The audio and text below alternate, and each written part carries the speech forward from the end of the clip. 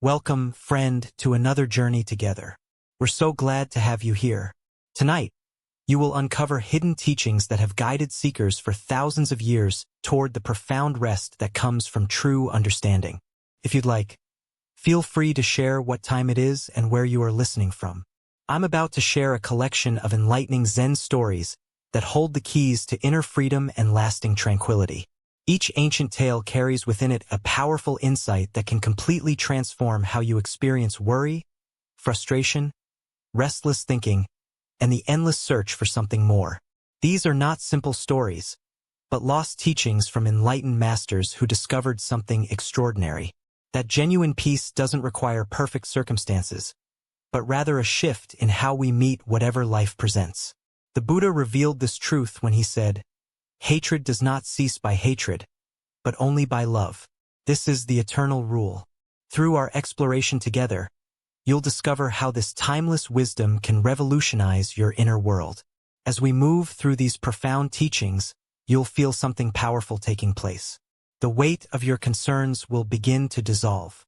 The constant stream of mental chatter will gradually fade. You'll find yourself naturally arriving at a place of deep understanding and complete rest. So allow yourself to settle completely now. Let your entire being relax into this moment. Breathe with me once, deeply. And as you release that breath, know that you're about to receive ancient wisdom that has been quietly waiting to find you. Let us begin with a story about the impermanence of all teachings. This is the story of the riverbed letters in a mountain village where a crystal river wound through ancient pines. There lived a scribe named May who devoted her life to copying sacred sutras for traveling pilgrims. Her small hut smelled of pine smoke and ink, and her calligraphy was renowned throughout the region for its clarity and beauty. Each morning, travelers would arrive dusty from mountain paths, seeking a line of wisdom to carry them through their journeys. One summer, illness struck the village papermaker, and suddenly there was no paper to be found anywhere. Yet still the pilgrims came, weary and seeking guidance. May sat in her empty workshop, surrounded by brushes and ink stones, but unable to fulfill her purpose. The absence of paper felt like a wall between her and her calling. On the third morning, without paper, May walked to the river at dawn.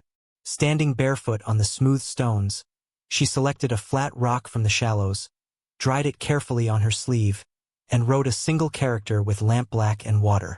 Peace. She placed the stone gently back into the flowing water. Her young apprentice Jean discovered her there and was troubled. "Master," he said, "the words will wash away. They won't last even until sunset." May dipped her brush again and wrote breath on another stone. "The river reads quickly," she replied, returning the stone to the current. Each morning thereafter, May continued this practice. She wrote different characters on different stones: heart, return, stillness, flow. Each stone was carefully placed back into the water, where the current gradually erased the ink and carried the teachings downstream. Jin grew increasingly distressed. "Master, we are losing all the wisdom. These words should be preserved." One evening heavy rains swept over the mountains. The river rose and swallowed all the stones at once. Jean rushed to rescue them, but May placed a gentle hand on his arm. "Let the lesson go home," she said quietly. The next day, when the waters cleared, Jean searched frantically for the stones. Every character had been washed clean. He sat beside May, dejected. "We have lost 100 sacred words." May smiled with deep peace. "We have gained a river that has read them all." They walked along the bank together in silence. Jean began to notice how the water curved around obstacles without resistance, how it carried both leaves and branches with equal grace, how it reflected light the same whether it flowed over golden sand or dark stones. For the first time, he was reading the water itself. "Master," he whispered, "how do I learn this older script?" "Begin where it touches your feet," May answered. "The Buddha once said, 'Nothing is permanent. Everything is subject to change. Being is always becoming.'" This ancient wisdom illuminates a profound truth about our relationship with spiritual teachings and the nature of wisdom itself. Why do we cling so desperately to preserving teachings in permanent forms? Buddhism reveals several layers to our attachment to permanence. First is our deep fear of loss, the ego's terror, that without constant grasping and preserving, something essential will slip away. We imagine that wisdom exists only in the words themselves, rather than in our capacity to embody and live them. Second is our misunderstanding of how wisdom actually transmits. We believe that truth must be captured, stored and accumulated like treasures in a vault.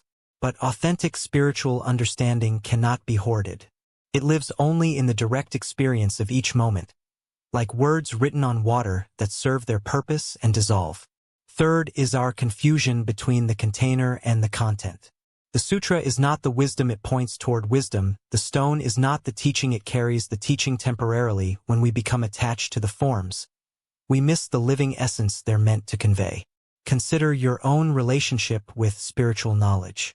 How often do you collect teachings, books, quotes, and insights, believing that accumulating them will bring you closer to enlightenment? Notice the subtle anxiety that arises when you can't remember a particular teaching or when your notes get lost. This is the same attachment Jean felt watching the characters wash away. Zen Master Dogen taught, to study the way is to study the self. To study the self is to forget the self. The river in May's story represents this principle perfectly. It reads each teaching completely, absorbs its essence, and lets the form dissolve. This is how we must approach spiritual practice, with total attention followed by complete release. The deeper teaching here shows us that the most profound wisdom cannot be preserved in external forms because it lives in the dynamic flow of present moment awareness. Just as the river embodies fluidity, acceptance, and constant change, we too must learn to receive teachings fully, and then let them flow through us rather than crystallizing them into fixed concepts. When we truly understand a teaching, it becomes part of us like water absorbed by earth. We no longer need to grasp the words because we have become the wisdom they pointed toward. The apprentice Jin had to learn that wisdom is not about collecting and preserving insights, but about developing the capacity to read the world directly, to see the Dharma in every moment. Buddhist teacher Pema Chodron reminds us, the root of suffering is resisting the certainty that no matter what the circumstances, uncertainty is all we truly have. May's practice of writing on waterstones teaches us to find peace with this uncertainty, to trust that wisdom will arise fresh in each moment, rather than depending on our ability to store it. The Buddha taught, holding on to anger is like grasping a hot coal with the intent of throwing it at another. You are the one who gets burned. This same principle applies to our grasping of spiritual insights. When we try too hard to possess wisdom, we burn ourselves with the tension of attachment and miss the natural flow of understanding. Tonight, as you reflect on the teachings you've encountered today, can you hold them lightly like May held her brush? Can you trust that the wisdom you need will arise naturally from your direct engagement with life, like reading the current with your own feet rather than depending on words written by others? As the Buddha said, all formations are impermanent. Work out your salvation with diligence. The teachings will come and go like words on waterstones, but your awakened awareness can learn to read the eternal scripture written by life itself. As we continue our journey through Zen wisdom, let us turn to a tale about the true nature of support. This is the story of the cloud pillow. On a narrow street where morning mist gathered against old wooden buildings, there stood a small shop run by an elderly woman named Sora. Her pillows were renowned throughout the town for their remarkable quality of rest. People said that sleeping on one of Sora's pillows allowed dreams to complete themselves naturally, without the tangled urgency that plagued most modern sleep. One day, a successful merchant arrived at her shop, his face tight with stress and his hands clenched into perpetual fists. "I haven't slept properly in months," he complained. "I wake up every few hours with my jaw locked and my hands cramped. Your pillows are too soft. I need something firm, something that will hold me." Sora nodded thoughtfully and crafted him a pillow stuffed densely with buckwheat hulls. The merchant returned within days, still exhausted. "Firmer," he demanded. "I need more support." Sora created increasingly dense pillows until the final one felt like a brick wrapped in silk.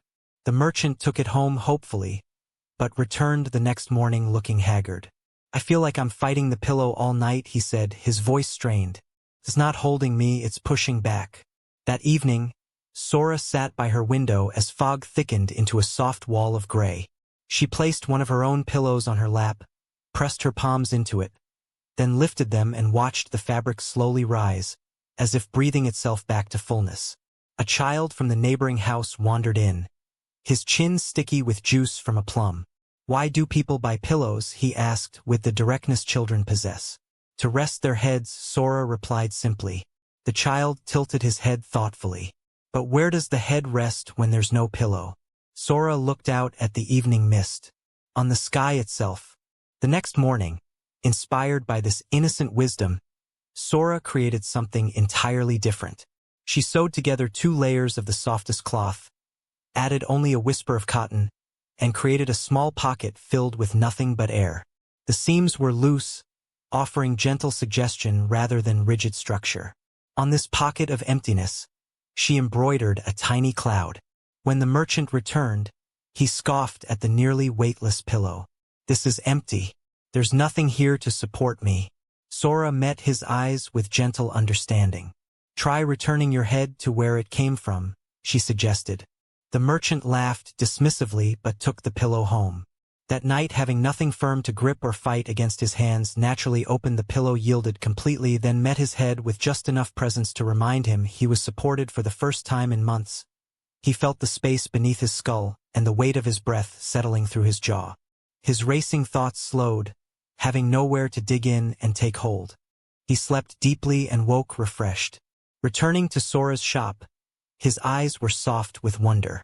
"Your pillow feels blank," he said, "like it has no opinions about how I should rest."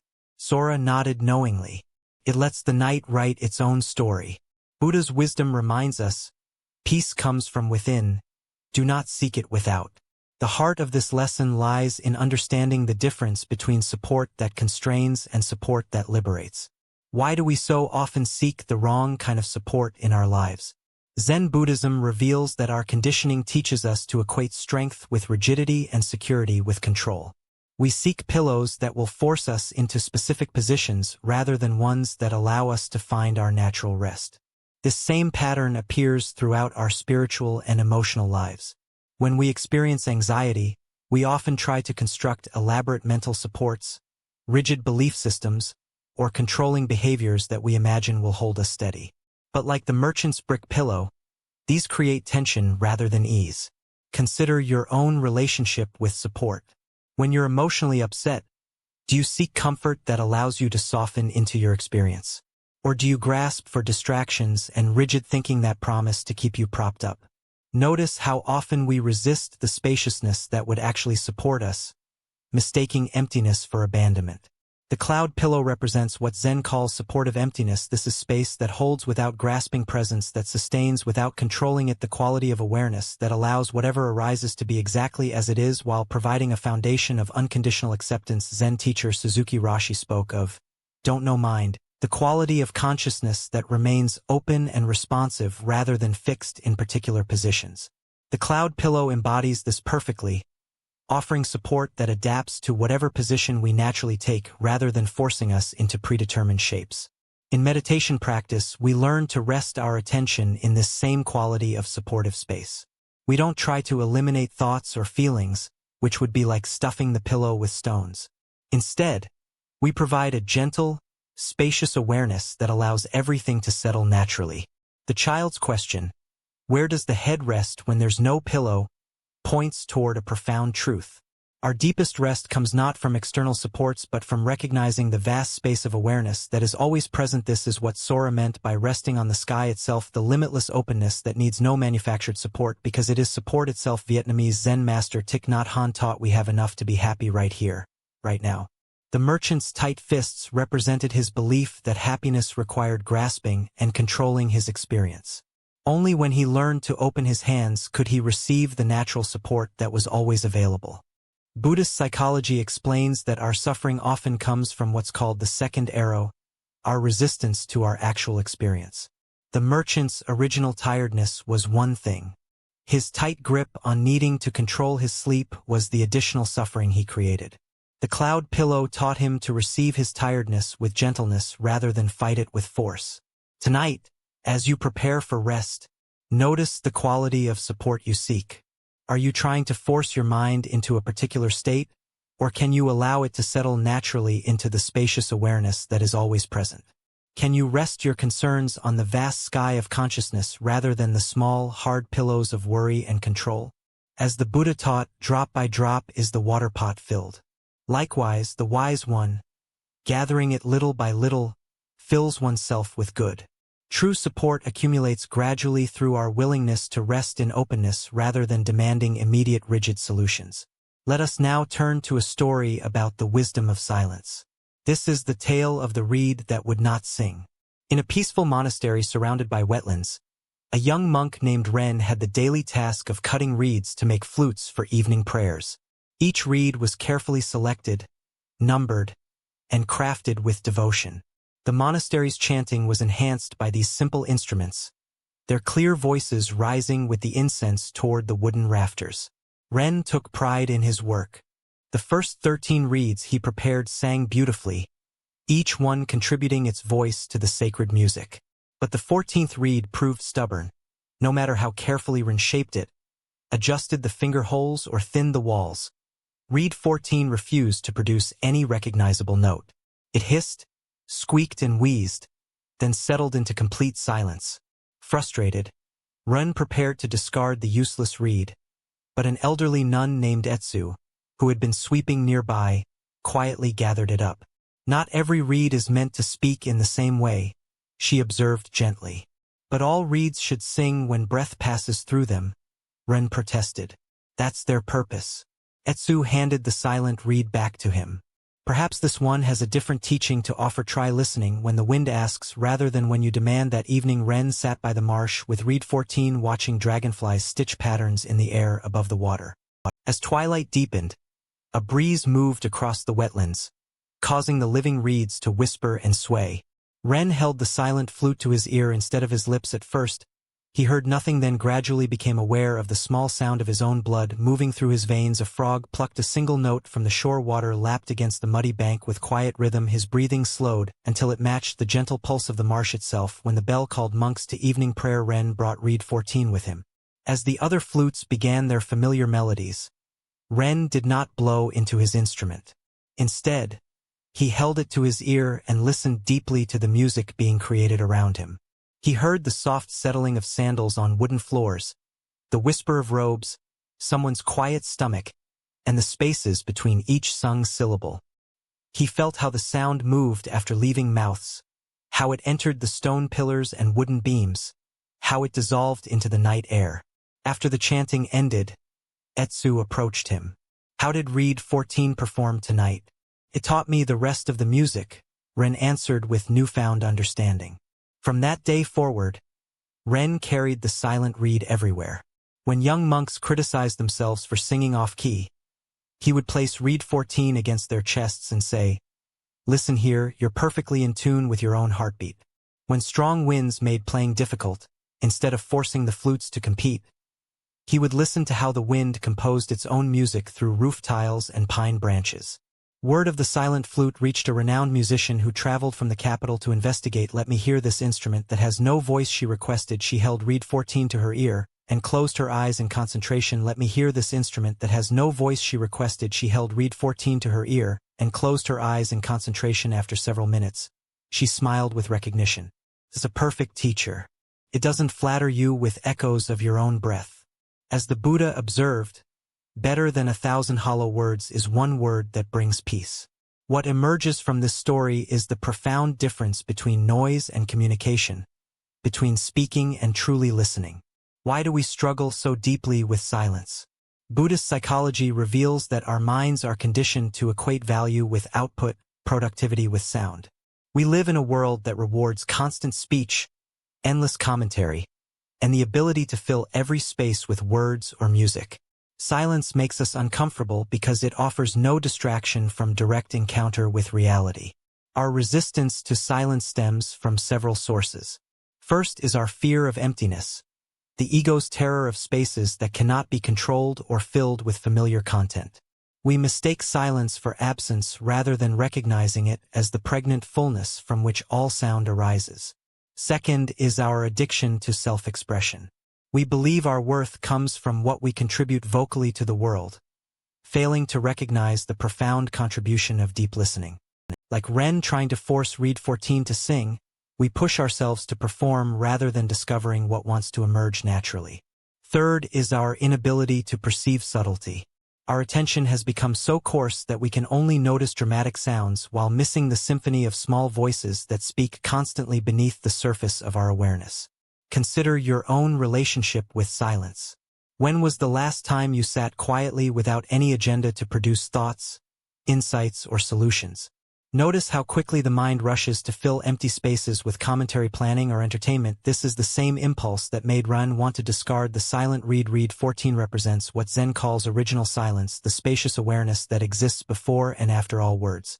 This is not the silence of suppression or emptiness, but the full, pregnant silence that contains infinite possibility. It's the silence between heartbeats that allows the heart to function, the pause between breaths that makes breathing possible. Zen master Huang taught, the foolish reject what they see, not what they think. The wise reject what they think, not what they see. Read 14 appeared broken to Ren's thinking mind, but revealed profound wisdom to his listening heart. Sometimes our greatest teachers come disguised as failures or inadequacies.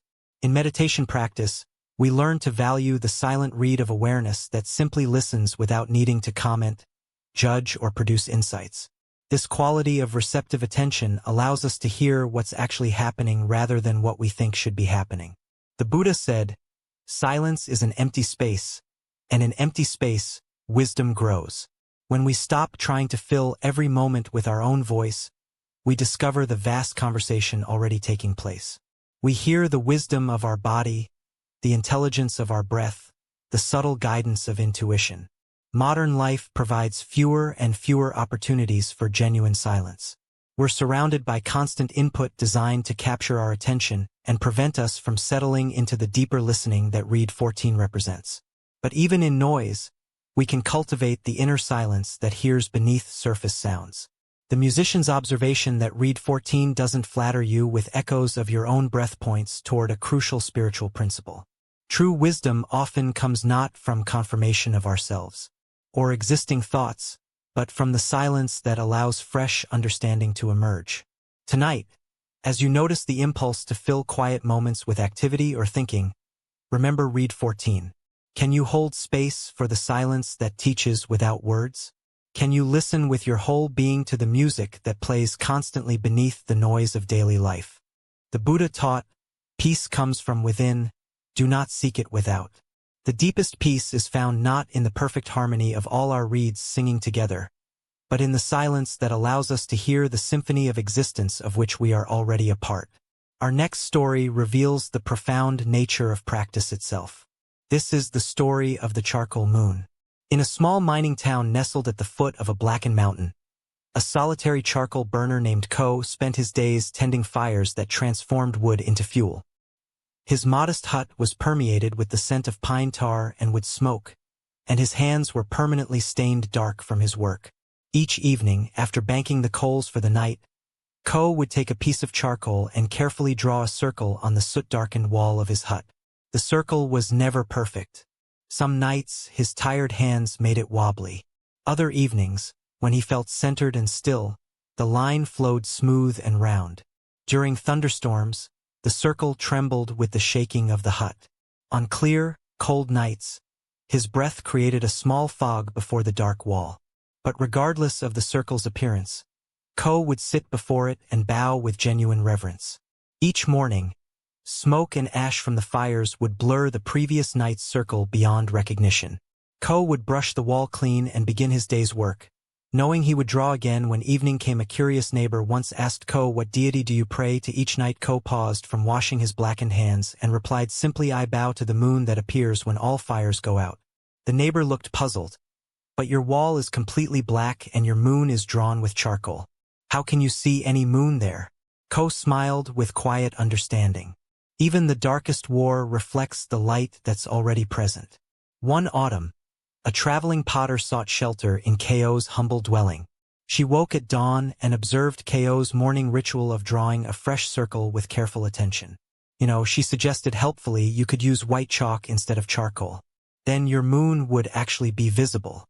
Ko shook his head gently. "This is the moon that the coals understand. This is the moon that lives in darkness. As winter deepened, fierce storms bent the mountain pines and shook the small hut violently. One particularly wild night, a powerful gust tore the door open and swept ash across the wall, completely erasing Ko's circle before he could bow. He sat before the blank, dark surface, his hands resting quietly on his knees. For the first time in years, Ko did not reach for his charcoal. Instead, he simply sat with the empty wall, allowing the storm to rage around him. In that darkness, he began to see all the circles he had ever drawn, the shaky ones from tired evenings, the perfect ones from scented nights, the interrupted ones from restless times. He felt the presence of his practice in his hands, in his breath, in the quiet attention he had cultivated through countless repetitions. When the wind finally calmed, a single cloud drifted through the open door, creating an even softer darkness against the dark wall. Ko found himself laughing quietly so as not to wake the road. He stepped outside into the clear night and saw the actual moon hanging simply and completely over the black mountain surrounded by stars that needed no charcoal to shine. Returning to his hut, Ko sat before the unmarked wall and bowed just as deeply as he had to all his drawn circles. The potter opened one sleepy eye and asked, "No moon tonight?" "All moon," Ko replied peacefully. "The Buddha taught what we think, we become. What we feel, we attract. What we imagine, we create." This ancient wisdom illuminates the profound truth about spiritual practice and the nature of devotion itself. Why do we become so attached to the forms of our practice? Buddhist understanding reveals that our minds naturally create rituals and repetitive actions as anchors for attention and intention. These forms serve a crucial purpose, like Ko's nightly circle drawing. They provide structure for cultivating presence and reverence. However, we often mistake the container for the content, believing that the external action itself produces spiritual benefit. Ko's charcoal circle was never the point. It was simply a vehicle for bringing his complete attention to the present moment. The circle focused his awareness, but the awareness itself was what transformed him. Consider your own spiritual practices. Do you have morning routines, evening prayers, meditation schedules, or other regular observances? Notice how attached you become to performing these correctly or consistently. Watch what happens when circumstances prevent you from completing your usual forms. Do you feel you've missed something essential? Or can you recognize that the quality of attention you bring is more important than the specific actions? The deeper teaching here shows us that authentic practice eventually liberates us from dependence on external forms. Ko years of drawing circles with devoted attention cultivated a quality of presence that existed independently of the charcoal and wall. When the storm erased his circle, he discovered that his capacity for reverence had become internalized. Zen master Dogen wrote, "Practice and enlightenment are one." This means that the value of spiritual practice lies not in achieving some future state, but in the quality of awareness we bring to each moment of practice itself. Ko's bowing to the charcoal moon was not preparation for eventually seeing a real moon. It was complete spiritual activity in itself. The storm that erased Ko's circle represents the inevitable moments in life when our familiar structures are disrupted. Illness, loss, travel, or major life changes can interrupt our regular practices. These disruptions become opportunities to discover whether we've been practicing with attachment to form or with genuine understanding. Buddhist teacher Pema Chodron reminds us, the spiritual journey is not about getting somewhere else, but about being where you are and understanding what that means. Ko's charcoal moon taught him to find the sacred in his actual circumstances rather than waiting for ideal conditions. The contrast between Ko's charcoal moon and the real moon in the sky points toward a profound principle. We often dismiss our imperfect, humble practices while imagining that authentic spirituality exists somewhere else, in more dramatic or sophisticated forms. But Ko understood that his blackened wall reflected the same light as the sky above. This story also reveals the evolution of practice over time. Beginning practitioners often need clear, concrete forms to anchor their attention. Ko needed to physically draw circles and bow to them. But mature practice becomes more fluid and internal. Eventually, Ko could bow to emptiness itself, recognizing the sacred in the absence of form. The Buddha said, "There are only two mistakes one can make along the road. Road to truth, not going all the way and not starting." Ko's practice shows us both starting and going all the way. He started with simple, humble materials and devoted himself completely to the practice. Eventually, his devotion matured into a freedom that could find the sacred anywhere. Notice how Ko never abandoned his practice or declared it meaningless. When he realized he didn't need the charcoal circle, he simply held it more lightly, drawing sometimes and not drawing other times, responding to each moment freshly rather than following rigid rules. Tonight, as you engage in whatever practices anchor your own spiritual life, remember Ko's charcoal moon. Can you bring the same devoted attention to these activities while holding them lightly? Can you recognize that the sacred you're seeking through practice is already present in the very quality of attention you're bringing right now? As the Buddha taught, the mind is everything what you think you become. When Ko learned to see the moon in charcoal on a black wall, he was training his mind to recognize the light that exists in every circumstance, even the darkest ones. Now, let us explore a Zen story about the nature of true listening. This is the tale of the bell without a clapper. In a fishing village where fog rolled in from the sea each morning, there lived a renowned bell founder named Haku, whose bronze creations could be heard across great distances. For generations, his bells had marked the hours for sailors, called children home for dinner, and announced festivals and ceremonies. The clear, resonant notes of Haku's bells were woven into the very fabric of village life. One spring, after a particularly fierce storm had damaged his workshop and washed his bell molds into the sea, Haku made a surprising announcement. He would forge one final bell, but this bell would have no clapper. The village mayor arrived at Haku workshop, concerned. Master Haku, how can a bell serve the village if it cannot ring? What use is a silent bell? Haku paused from polishing a piece of bronze and tapped gently on his teacup with a wooden spoon. Listen, he said. Everything in this world can serve as a striker. Perhaps we have forgotten how to hear. Working only by moonlight when the ocean's rhythm was most apparent, Haku carefully crafted his final bell. Into the bronze he mixed sand gathered from that liminal space where waves neither advance nor retreat, where the sea pauses in perfect balance. When the bell had cooled, Haku refused the mayor's suggestion to hang it in the traditional tower. Instead, he placed it on a smooth stone at the harbor's edge, at just the right height for people to approach and touch. Word spread quickly through the village. People came to see Haku's strange creation. A fishmonger, tired from the morning market, leaned her hip against the bell while counting her coins. Children pressed their ears to its bronze surface, listening for the sound of distant wails. An old monk placed his palm flat against the metal, then slowly lifted it, feeling how the bronze held his warmth for several heartbeats before releasing it to the cool morning air. Days passed without a single audible note. The mayor grew increasingly frustrated. Master Haku, a bell that makes no sound is nothing more than an expensive pot with a wide mouth. The people are beginning to talk. Haku gestured toward the rhythmic waves.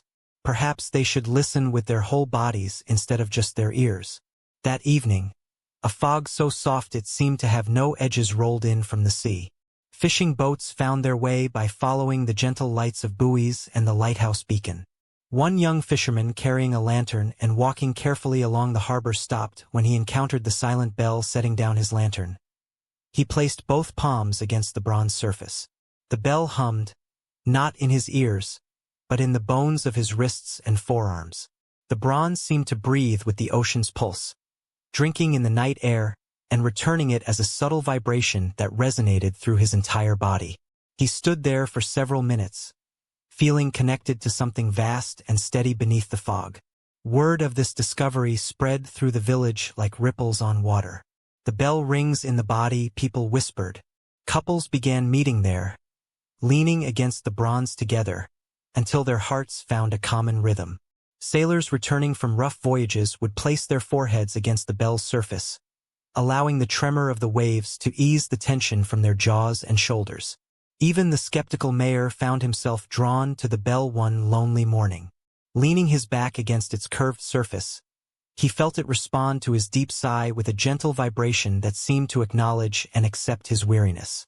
A traveling merchant, curious about this unusual attraction, asked Haku directly, "Master, why did you remove the clapper from your final bell?" Haku smiled with the wisdom of years spent listening to metal sing. The bell was always ringing. The clapper only argued with its true voice. As the Buddha understood, peace cannot be kept by force, can only be achieved by understanding. Here we discover a profound teaching about the difference between noise and true communication, between hearing and genuine listening. Why do we assume that meaningful communication must be loud or obvious? Zen Buddhism reveals that our culture has trained us to recognize only the most dramatic forms of expression, while remaining deaf to subtler languages that speak directly to the body and heart. Our conditioning teaches us that silence equals absence, that if something cannot be heard with the ears, it has no value. But Haku's bell demonstrates that the most profound communications often occur below the threshold of ordinary hearing. The bell was always vibrating with the rhythm of the earth, the pulse of the sea, the breathing of the wind.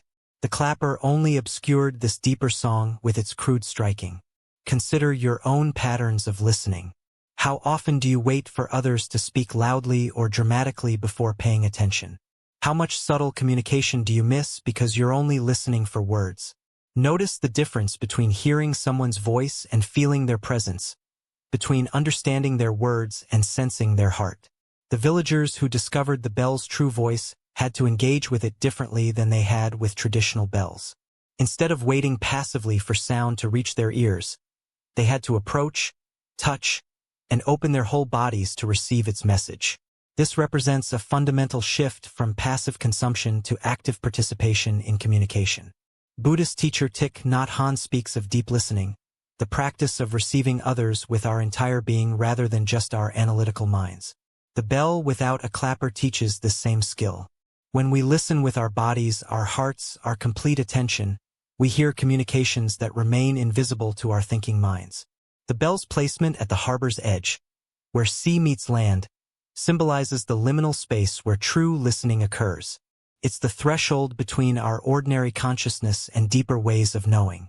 Standing in this space requires us to slow down, become present, and allow ourselves to be touched by subtler forms of communication. Modern life provides few opportunities for this conversation. Kind of listening. We're surrounded by devices that communicate through dramatic signals designed to capture our attention immediately. We lose our capacity to perceive gentle communications, the way our bodies speak to us, the way nature offers guidance, the way other people's presence affects us beneath the level of words. The fog that rolled in the evening when the young fisherman first heard the bell represents the conditions that support deep listening. When our usual reference points become obscured, when we can't rely on familiar visual cues or mental maps, we naturally become more receptive to subtle guidance. Zen practice cultivates this receptivity through meditation, where we learn to listen to the silence between thoughts, the space between breaths, the stillness that underlies all movement. This is the same quality of attention that allowed the villagers to hear Haku's bell. The Buddha taught, silence is not empty, it is full of answers. The bell without a clapper embodies this truth perfectly. Its silence contained infinite communication for those who knew how to receive it. Tonight, as you prepare for rest, can you listen to your environment the way the villagers learned to listen to Haku's bell? What subtle communications might your body be offering? What gentle wisdom might be available if you open to receive it with more than just your thinking mind? As the Buddha said, the quieter you become, the more you can hear. In learning to listen with our whole being, we discover that the world is constantly offering guidance, comfort, and connection through languages more intimate than words. As we continue our journey through the wisdom of Zen Buddhism, we encounter a teaching about how our relationship to outcomes affects our natural capabilities. This is the story of an archer whose skill fluctuated with his desires. In the rolling hills outside a prosperous town, an annual archery competition draws skilled bowmen from across the region. Among them stands a particular archer whose technique has been refined through years of dedicated practice. His form is flawless, his concentration steady, and his accuracy remarkable when he practices alone in the quiet forest. The first contest begins with a modest prize, a simple crate of earthenware pottery. The archer approaches the shooting line with relaxed confidence. The pottery is useful, certainly, but nothing that significantly changes his circumstances. He already owns adequate vessels for his daily needs, and while winning would be pleasant, Losing would not disturb his peace. Drawing his bow with fluid grace, he settles into the familiar stance that has become second nature through countless hours of practice. His breathing steadies, his vision narrows to the target, and his release is smooth and natural. Arrow after arrow finds its mark with precision that impresses the gathered spectators. His performance is effortless, almost meditative in its consistency. When the competition organizers announce that the second round will offer a copper ornament of considerable beauty and value, something subtle shifts in the archer's being. This prize represents more than utility, it carries aesthetic worth and social status. Winning would bring not just possession, but recognition of his superior skill. As he draws his bow for the second round, his hands develop a slight tremor that wasn't present before. His breathing becomes slightly forced, rather than naturally rhythmic. The target seems somehow different, more important, more demanding of perfect accuracy. While his shooting remains quite good, the effortless precision of the first round has evaporated. Several arrows land wide of their intended mark, though still within the competitive range. When the final round is announced with a prize of pure gold, the archer transformation becomes complete. The precious metal represents not just wealth but life opportunity. This prize could alter his family circumstances, provide security for years to come, and establish his reputation as a master archer. The stakes have become enormous. Standing at the shooting line, the archer finds his vision strangely affected. He squints and blinks, unable to focus clearly on the target. His draw feels awkward, his stance uncertain. The bull that had felt like an extension of his body now seems foreign and uncooperative. Arrow after arrow flies wide of the mark, some missing the target entirely. His legendary skill has abandoned him precisely when he needs it most. Buddha's wisdom reminds us, attachment is the root of suffering. This ancient wisdom illuminates how our grasping at outcomes can sabotage the very abilities we hope will secure those outcomes. Why does increased importance often lead to decreased performance? Buddhist psychology reveals that when we become overly invested in results, our attention splits between the process and the prize. Instead of being present with the immediate requirements of our activity, we project forward into imagined futures of success or failure. The archer's declining performance demonstrates what happens when wanting mind replaces just doing mind.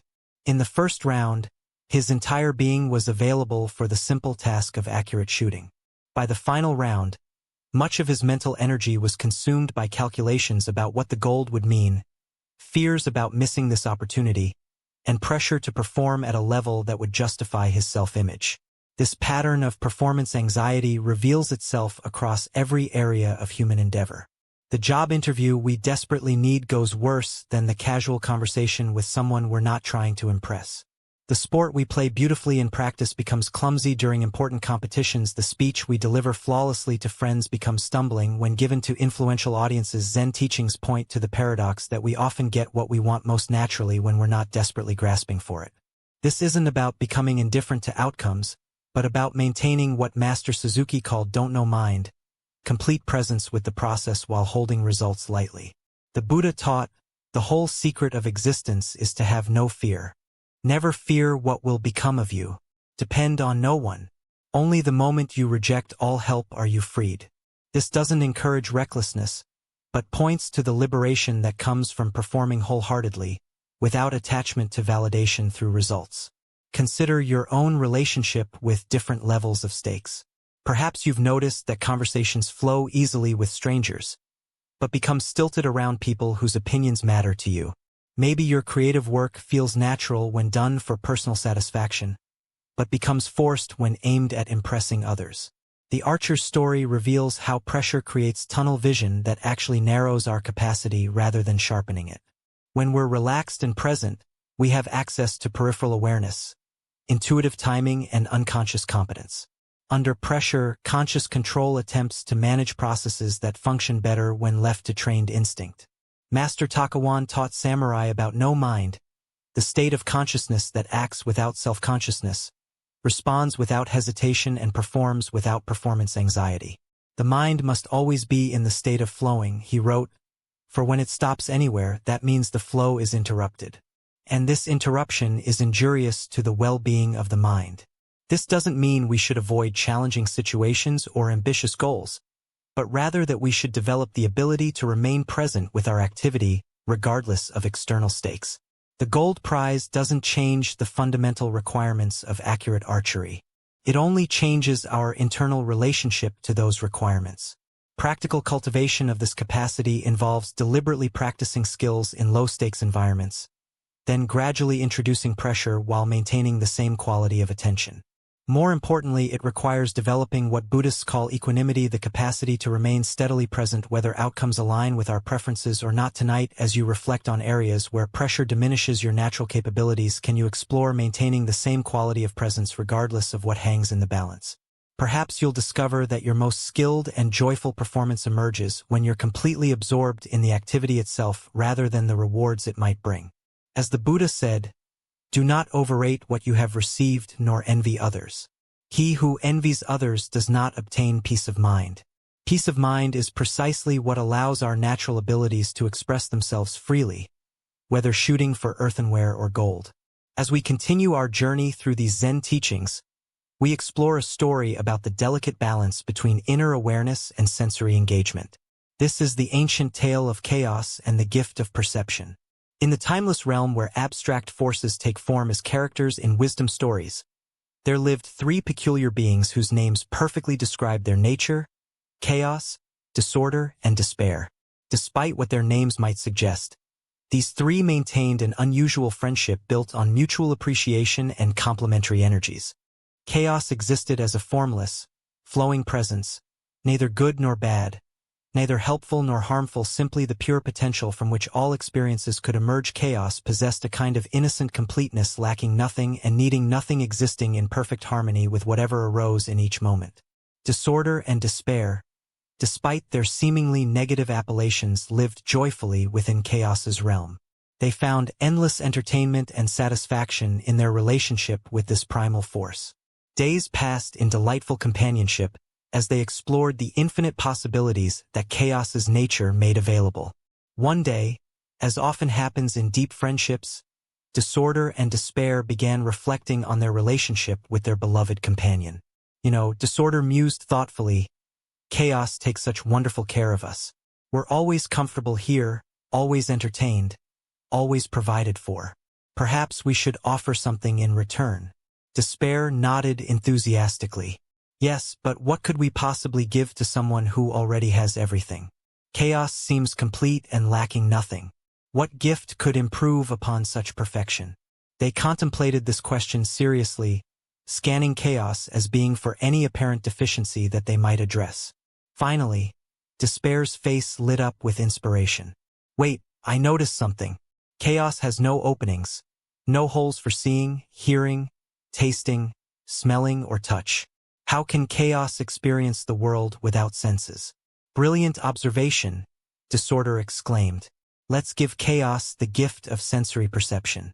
We'll create openings that will allow direct contact with all the wonderful phenomena that exist but currently go unnoticed." With tremendous enthusiasm and affection, they began their project.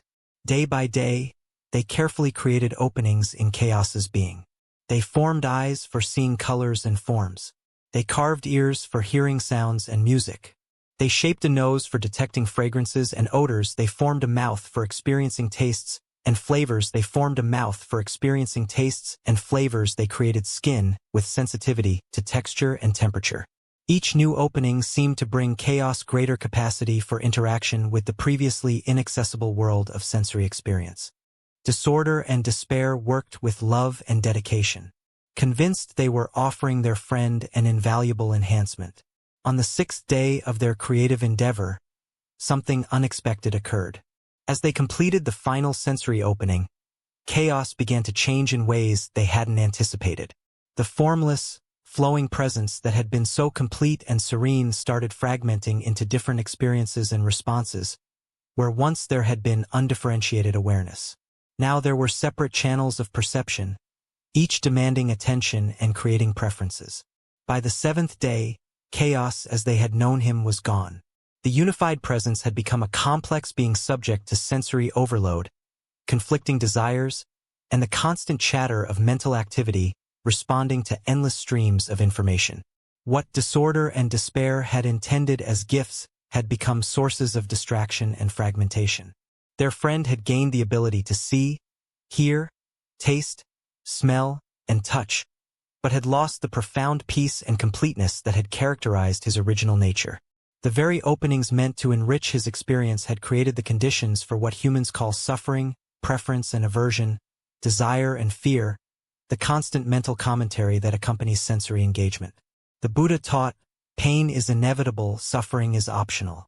What emerges from this story is the recognition that consciousness itself remains untouched by experience. While our identification with sensory phenomena creates the very chaos we seek to escape, why does increased sensory awareness often seem to complicate rather than enrich our experience of life? Buddhist psychology explains that consciousness in its natural state exists as open, undifferentiated awareness, similar to the story original chaos. When this awareness becomes focused through the holes of sensory perception, it creates the illusion of being a separate self encountering an external world. The tale reveals that sensory perception itself isn't problematic, but our relationship to sensory experience often creates unnecessary complications. When we identify completely with what we see, hear, taste, smell, and touch, we lose contact with the awareness that remains constant beneath all changing phenomena. This ancient wisdom points toward what contemplative traditions call pure consciousness, awareness before it becomes entangled with the objects of its attention. This isn't unconsciousness, but rather consciousness that knows itself as the space within which all experience appears and disappears. The story's tragic irony lies in how gifts intended to enhance experience actually created limitations. Similarly, our sophisticated sensory engagement with modern life, constant visual stimulation, endless audio input, complex flavors and fragrances, intricate textures and temperatures can overwhelm our capacity for simple presence. Buddhist meditation practices often involve temporarily reducing sensory input in order to rediscover the stillness that exists beneath sensory activity. This isn't about rejecting the world of the senses, but about developing the capacity to engage them without losing contact with our essential nature. The Buddha said, "The deepest truth this story reveals is that what we seek through sensory experience, peace, fulfillment, connection, already exists in the awareness that perceives all sensations. We don't need to acquire it, these qualities, through external means. We need to recognize them as our fundamental nature." Consider how your own relationship to sensory experience might sometimes create the very restlessness it promises to resolve. Perhaps constant visual entertainment prevents the recognition of natural contentment. Maybe continuous audio input covers the profound silence from which all sounds emerge. Possibly complex flavors distract from the simple satisfaction of nourishment itself. Zen practice cultivates what might be called sensory mindfulness, full engagement with seeing, hearing, tasting, smelling, and touching while maintaining awareness of the consciousness that makes all perception possible. This allows us to enjoy the gifts of embodied existence without being enslaved by sensory desires. The story suggests that chaos, in its original sense, isn't confusion or dysfunction, but the fertile emptiness from which all possibilities emerge. This connects to the Taoist concept of Wu Wei, action that arises naturally from stillness rather than forced effort driven by sensory preferences. Advanced practitioners speak of returning to original mind, not by rejecting sensory experience, but by recognizing the awareness that remains unchanged whether senses are engaged or quiet. This awareness is like space itself, which contains all phenomena without being altered by anything that appears within it. The holes created by disorder and despair represent how attention becomes focused and therefore limited. While focus enables detailed perception, it also creates the possibility of tunnel vision, selective awareness, and the miss of the bigger picture that unfocused consciousness naturally perceives. This teaching doesn't advocate sensory deprivation but points toward conscious engagement with the sensory world. When we use our capacity for seeing, hearing, tasting, smelling, and touching as doors back to presence rather than as escapes from presence, they become allies in awakening rather than obstacles. Tonight, as you engage your senses with the world around you, perhaps noticing colors and forms, sounds and silences, tastes and textures, can you also notice the still awareness within which all these perceptions appear? Perhaps you'll discover that the peace you seek through managing sensory experience already exists as the very consciousness that experiences everything. As the Buddha taught, Better than 1,000 meaningless words is one meaningful word that brings peace. Sometimes that word is simply the recognition of who is aware of all words, all sensations, all experiences, the changeless awareness that you have always been. As we continue our journey, let us now turn to a story about acceptance and the art of contentment. This is the shepherd's wisdom. Along a dusty mountain road where wildflowers dotted the hillsides, a weary traveler encountered a shepherd tending his flock. The morning sun climbed steadily higher and clouds gathered on the horizon, creating an uncertain sky that could promise either gentle rain or scorching heat. The shepherd sat peacefully on a smooth boulder, watching his sheep graze contentedly among wild grasses. His face bore the calm expression of one who had spent countless seasons under open sky, learning lessons that only nature can teach. There was something in his demeanor, a quality of unshakable serenity, that drew the traveler's attention. "Good morning, friend," the traveler called out, wiping sweat from his brow. "What kind of weather are we going to have today?" The shepherd looked up with eyes that held mountain stream clarity and smiled with genuine warmth. "The kind of weather I like," he replied simply, as if this were the most obvious answer in the world. The traveler paused confused. He had expected a practical forecast that would help him plan his day. Instead, he received what seemed like circular logic, offering no useful information. "How do you know it will be the kind of weather you like?" The traveler pressed, his voice carrying frustration mixed with curiosity. The shepherd's smile deepened, and he gestured toward the vast sky above them, where clouds and clear patches moved in their eternal dance. "Having found out, sir, that I cannot always get what I like," he said with the patience of one who had learned life's most essential lesson, "I have learned to always like what I get, so I am quite sure we will have the kind of weather I like." The traveler stood in silence, the profound simplicity of this wisdom settling into his understanding like seeds finding fertile ground. Here was a man who had discovered something that all the weather predictions in the world could not provide: complete freedom from the anxiety of uncertainty. As the Buddha observed, attachment is the root of suffering. What emerges from this story is the recognition that true contentment comes not from controlling external circumstances, but from transforming our relationship to whatever circumstances arise. Why do we exhaust ourselves trying to arrange life according to our preferences, rather than learning to find peace within whatever life presents? The shepherd represents what Zen calls great acceptance, not passive resignation, but the profound wisdom that recognizes resistance to reality as the primary source of suffering. When we fight against what is, we create an internal war that drains our energy and blocks our capacity for contentment. When we learn to align ourselves with reality as it unfolds, we discover the tremendous peace that comes from swimming with the current rather than against it. Consider how much mental and emotional energy we spend each day resisting circumstances beyond our control. Traffic jams, weather that doesn't match our plans, people who don't behave as we think they should. Each resistance creates a small contraction in our awareness, a tiny rebellion against reality that accumulates into chronic dissatisfaction. The shepherd's approach doesn't mean becoming passive or ceasing to have preferences. We can still hope for sunny days while fully accepting rainy ones. We can work toward goals while finding peace when outcomes differ from expectations. The key lies in holding our preferences lightly rather than allowing them to determine our contentment. Zen master Sang Tsen wrote, "The great way is not difficult for those who have no preferences." This doesn't suggest eliminating all desires, but rather not allowing those desires to become demands that reality must fulfill for us to be okay. Look deeply at your own patterns of resistance. How often do you find yourself arguing with reality, wishing circumstances were different, or believing you'll be content when things change? This tension is optional, not because you should suppress your desires, but because you can learn to hold them more skillfully. The Buddha taught that attachment doesn't mean caring deeply about things. It means making our inner peace conditional on external circumstances, arranging themselves according to our specifications.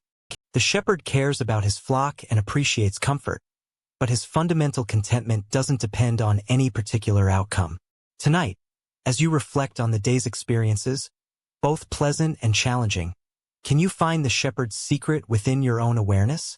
What if contentment isn't waiting for better circumstances, but is available right now through a shift in perspective? As the Buddha taught, happiness does not depend on what you have or who you are. It solely relies on what you think. The shepherd discovered that when we stop demanding that life conform to our expectations, we find the freedom to enjoy life exactly as it presents itself. Now, let us explore a story about the nature of genuine assistance and the goal of true teaching. This is the encounter between the psychiatrist and the Zen master. At a gathering of professionals and spiritual teachers, a psychiatrist found himself in conversation with a renowned Zen master.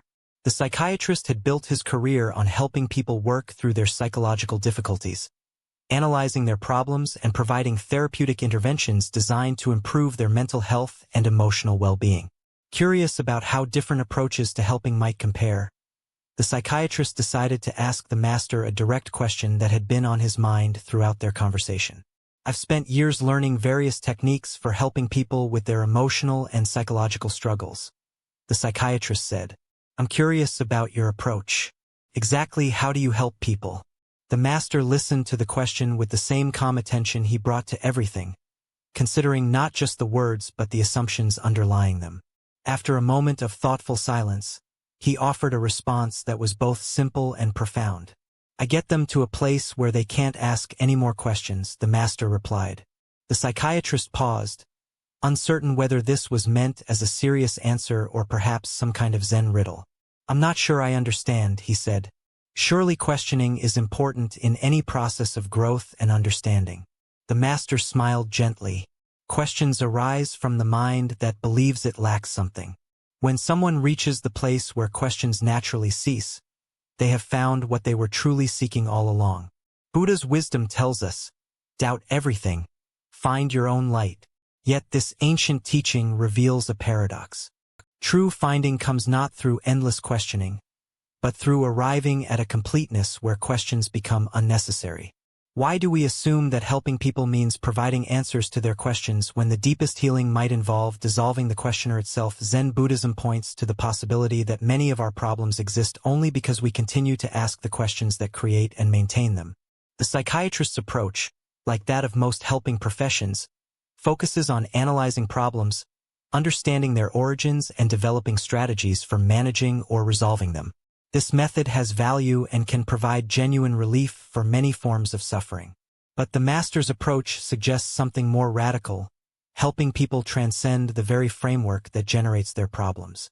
Consider the endless questions that occupy your own mind. How can I be happier? Why do I keep making the same mistakes? What should I do with my life? How can I find meaning? Each question implies a questioner who lacks something, who needs something, who must figure something out. But what if the questioner itself is the source of the seeking? In Zen practice, we discover that many of our problems are maintained by the very effort to solve them. The mind that constantly asks, "How can I find peace?" is the same mind that disturbs the peace that is naturally present. The person who desperately seeks enlightenment may be reinforcing the very sense of separation that creates the feeling of being unenlightened. The master's method of getting people where they can't ask any more questions isn't about suppressing inquiry or promoting ignorance. Rather, it's about guiding people to a direct experience of completeness where questions naturally dissolve because there's nothing more to seek. Zen Master Bankai taught, the unborn Buddha mind can handle anything that comes up. When someone truly realizes their fundamental completeness, questions about how to be complete simply cease to arise.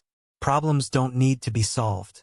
They recognized as temporary appearances in the vast space of awareness. This doesn't mean practical questions disappear entirely. What should I have for lunch, or which route should I take to work, are functional questions that serve practical purposes. The questions that cease are the existential ones that arise from a fundamental sense of lack or incompleteness.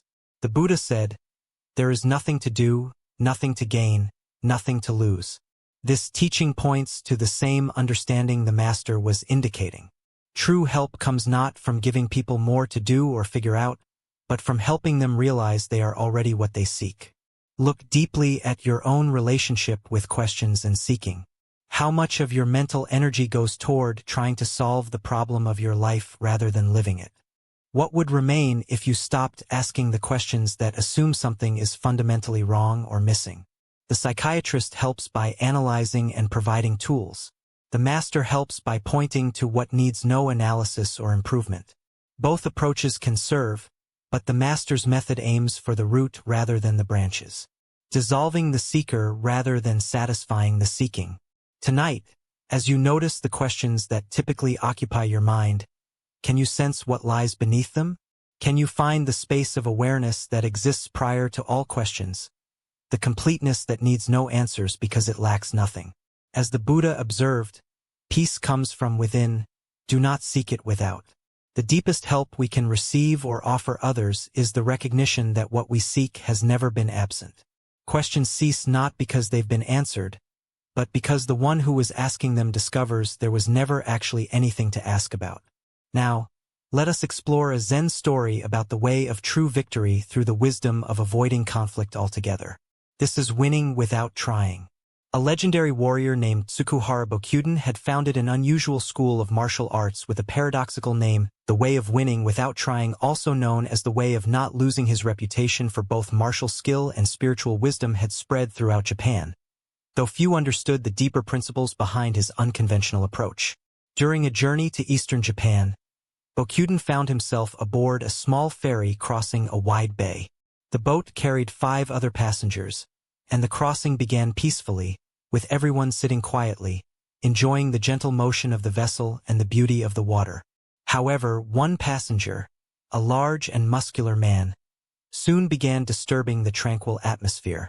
Speaking in an increasingly loud voice, he bragged endlessly about his supposed martial prowess, boasting of opponents he had defeated and techniques he had mastered. His voice grew louder with each story, and his gestures became more animated as he described his various victories. At first, Bokuden simply closed his eyes and tried to rest, paying no attention to the man's boastful display. But as the bragging continued and grew more obnoxious, other passengers began shifting uncomfortably, and the peaceful mood of the journey was completely destroyed. Finally, Bokuden opened his eyes and turned toward the loud man. "Well," he said with gentle curiosity, "we've certainly heard many impressive stories from you. What puzzles me, though, are these elaborate tales about martial arts mastery. I myself have practiced martial arts since childhood, training according to all the traditional forms, but I have never focused on trying to beat anyone. All I have ever worked on is how to avoid losing to anyone." The brash man's eyes lit up with interest. "What school of martial arts do you follow?" he demanded. "The way of winning without trying," Bokuden replied calmly, "or you might call it the way of not losing." This answer seemed to irritate the braggart. "If you claim to win without trying, then why are you carrying swords?" he challenged, pointing to the weapons at Bokuden's side. Bokuden smiled. "These 2 swords represent mind communicating with mind. They serve to break the point of conceit and cut off the sprouts of wrong thinking." Hearing this philosophical response, the ruffian's anger flared. "Enough riddles," he shouted.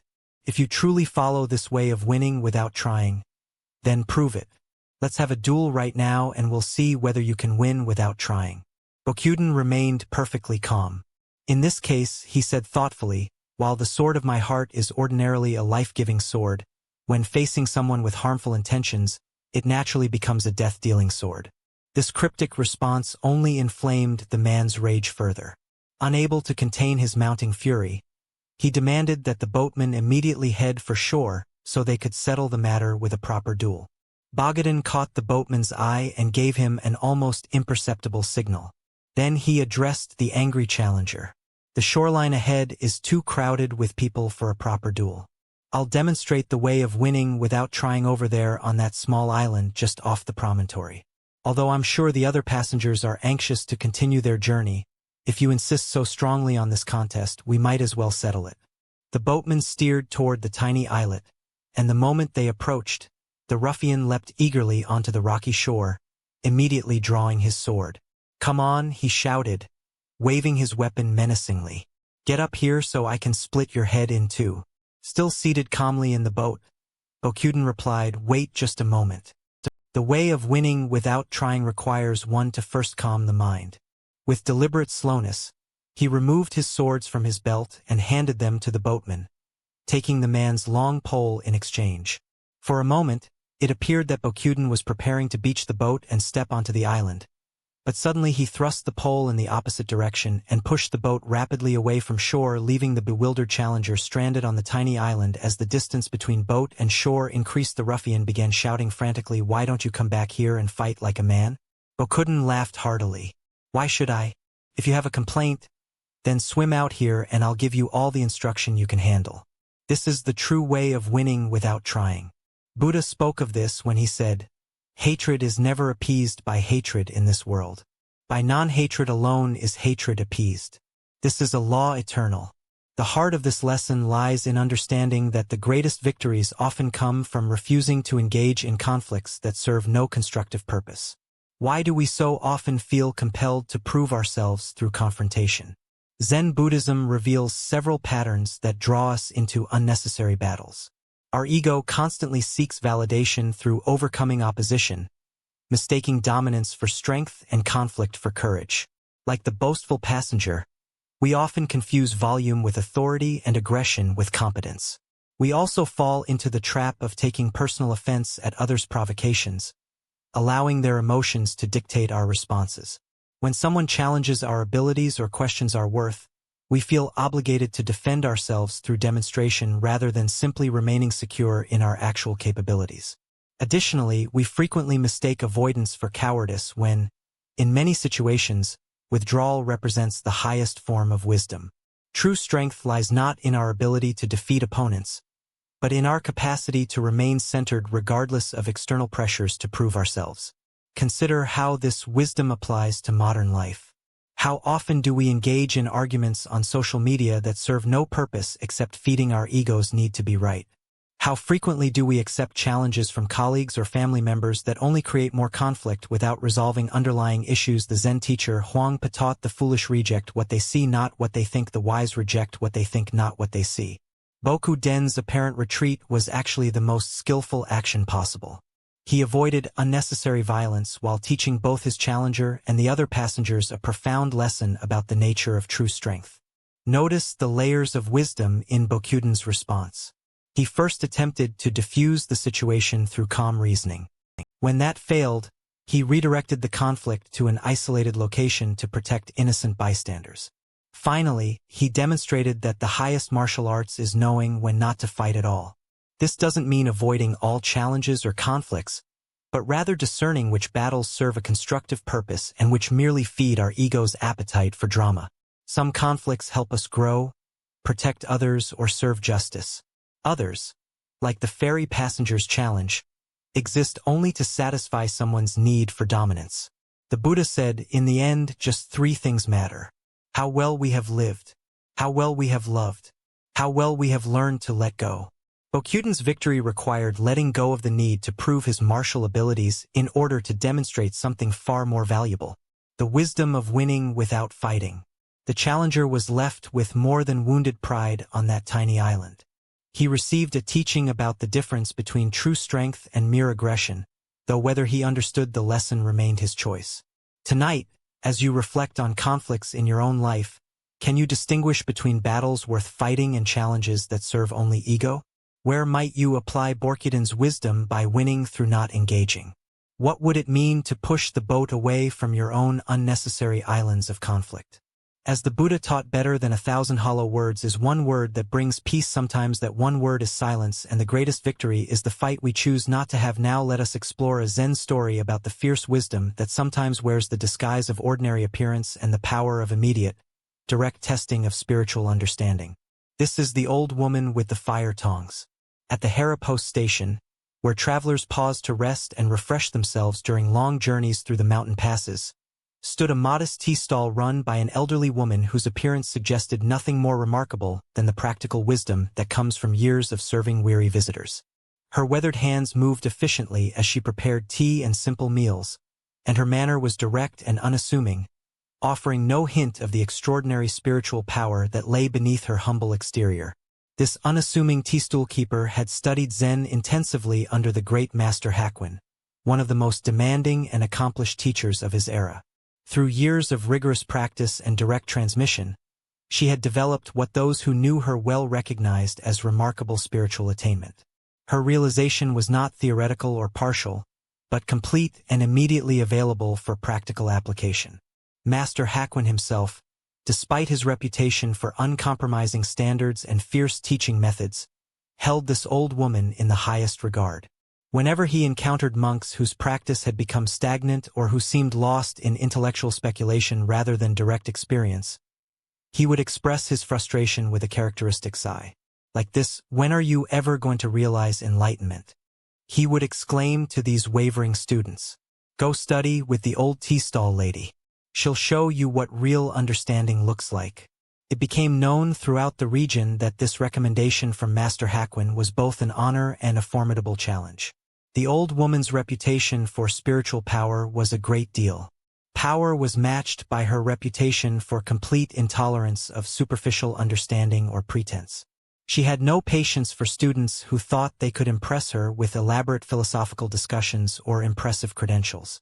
When monks would arrive at her tea stall, word of their spiritual seeking often preceded them. The moment such a visitor appeared, the old lady would immediately cut through any preliminary conversation with a direct challenge. Studying Zen, she would demand, her voice carrying an authority that seemed inconsistent with her humble appearance. Yes, the monk would typically reply, perhaps expecting to engage in the kind of respectful dialogue that usually characterized encounters between spiritual practitioners. But this old woman operated by entirely different rules. "Come in here," she would shout, disappearing behind a folding screen that separated the public area of her tea stall from her private quarters. When the unsuspecting monk followed her behind the screen, expecting perhaps to engage in formal Dharma discussion or to receive traditional spiritual instruction, he would instead find himself immediately confronted with a penetrating Zen question designed to reveal the actual depth of his understanding rather than his ability to discuss spiritual topics intellectually. The moment the monk showed any sign of hesitation, any indication that he was thinking about his response rather than responding from direct realization, the old lady would drive him out with a pair of iron fire tongs, wielding them with the fierce authority of someone who had no interest in wasting time on partial understanding or spiritual pretense. Her method was instantaneous and uncompromising. She could distinguish immediately between authentic realization and intellectual knowledge, between direct understanding and spiritual performance. Those who tried to impress her with learned responses or philosophical sophistication found themselves chased away by her fire tongs, while those who responded from genuine understanding received her recognition and further guidance. Buddha wisdom reminds us by three methods we may learn wisdom: first, by reflection, which is noblest; second, by imitation, which is easiest; and third, by experience, which is the bitterest. The deeper teaching here shows us how authentic spiritual understanding reveals itself through immediate direct response rather than through elaborate intellectual demonstration. This story unveils something profound about the nature of real spiritual authority and the difference between genuine realization and scholarly knowledge about spiritual topics. The old tea stall woman embodied a form of teaching that prioritized direct transmission over comfortable dialogue, immediate testing over gradual instruction. Her humble appearance and ordinary occupation disguised extraordinary spiritual attainment, pointing toward a crucial teaching about where authentic wisdom can be found. We often expect profound understanding to come from obviously impressive sources, famous teachers, elaborate institutions, or people who look the part of spiritual authority. But genuine realization can emerge anywhere and often chooses humble forms precisely because they're less likely to attract ego-driven seekers. Why did Master Hakuin himself, a formidable teacher, defer to this old woman's superior ability to test students' understanding? Her method revealed something that formal temple instruction sometimes missed: the ability to distinguish instantly between conceptual knowledge and direct realization. In the artificial environment of formal spiritual settings, students can learn to perform understanding convincingly, but her tea stall provided a context where only authentic realization could survive her fierce testing. The fire tongs represent something important about effective spiritual teaching.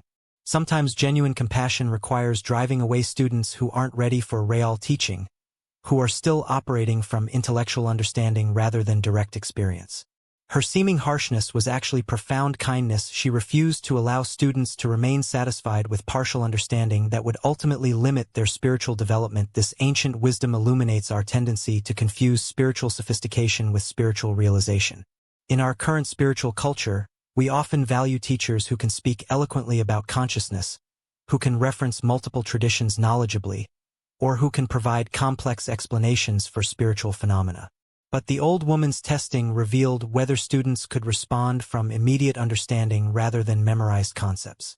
Her demand, studying Zen, followed immediately by practical testing, demonstrates the difference between studying about spirituality and actualizing spiritual understanding in moment-to-moment awareness. Many people can discuss Zen principles intelligently, but fewer can demonstrate the immediate clarity and presence that authentic practice develops. The story reveals the importance of what Zen calls Dharma combat, the practice of testing understanding through direct, immediate exchange rather than gentle, supportive dialogue. This isn't cruelty but precision. The recognition that genuine spiritual development requires the ability to respond from truth rather than from learned responses or comfortable formulas. We can observe similar dynamics in many areas where authentic mastery is distinguished from theoretical knowledge. The medical emergency that reveals which doctors can think clearly under pressure versus those who function well only in controlled academic settings. The crisis that shows which leaders can respond wisely to unexpected challenges rather than just managing predictable situations. This teaching also points us toward understanding the role of immediate testing in spiritual development. The old woman's fire tongs created a situation where students couldn't rely on familiar intellectual responses, but had to access whatever direct understanding they actually possessed. This kind of pressure can reveal both the strength and limitations of our realization. Zen practice cultivates what might be called immediate availability, the capacity to respond from authentic understanding without the delay of mental processing or reference to learned formulas. When we truly understand something spiritually, our response emerges naturally and immediately, like water flowing downhill. Additionally, our minds tend to prefer gentle, supportive, spiritual environments that don't challenge our comfortable level of understanding. The old woman's fierce approach represents the kind of intensive testing that can catalyze genuine breakthrough by refusing to allow students to remain in partial realization. The story also reveals how authentic spiritual authority often operates outside conventional institutional structures. While Master Hakuin held formal religious position and taught in an established temple, he recognized that this humble tea stall keeper possessed something even more valuable, the ability to distinguish and develop genuine understanding with uncompromising precision. Tonight, as you consider your own spiritual understanding, can you identify areas where you might be relying on intellectual knowledge rather than direct realization?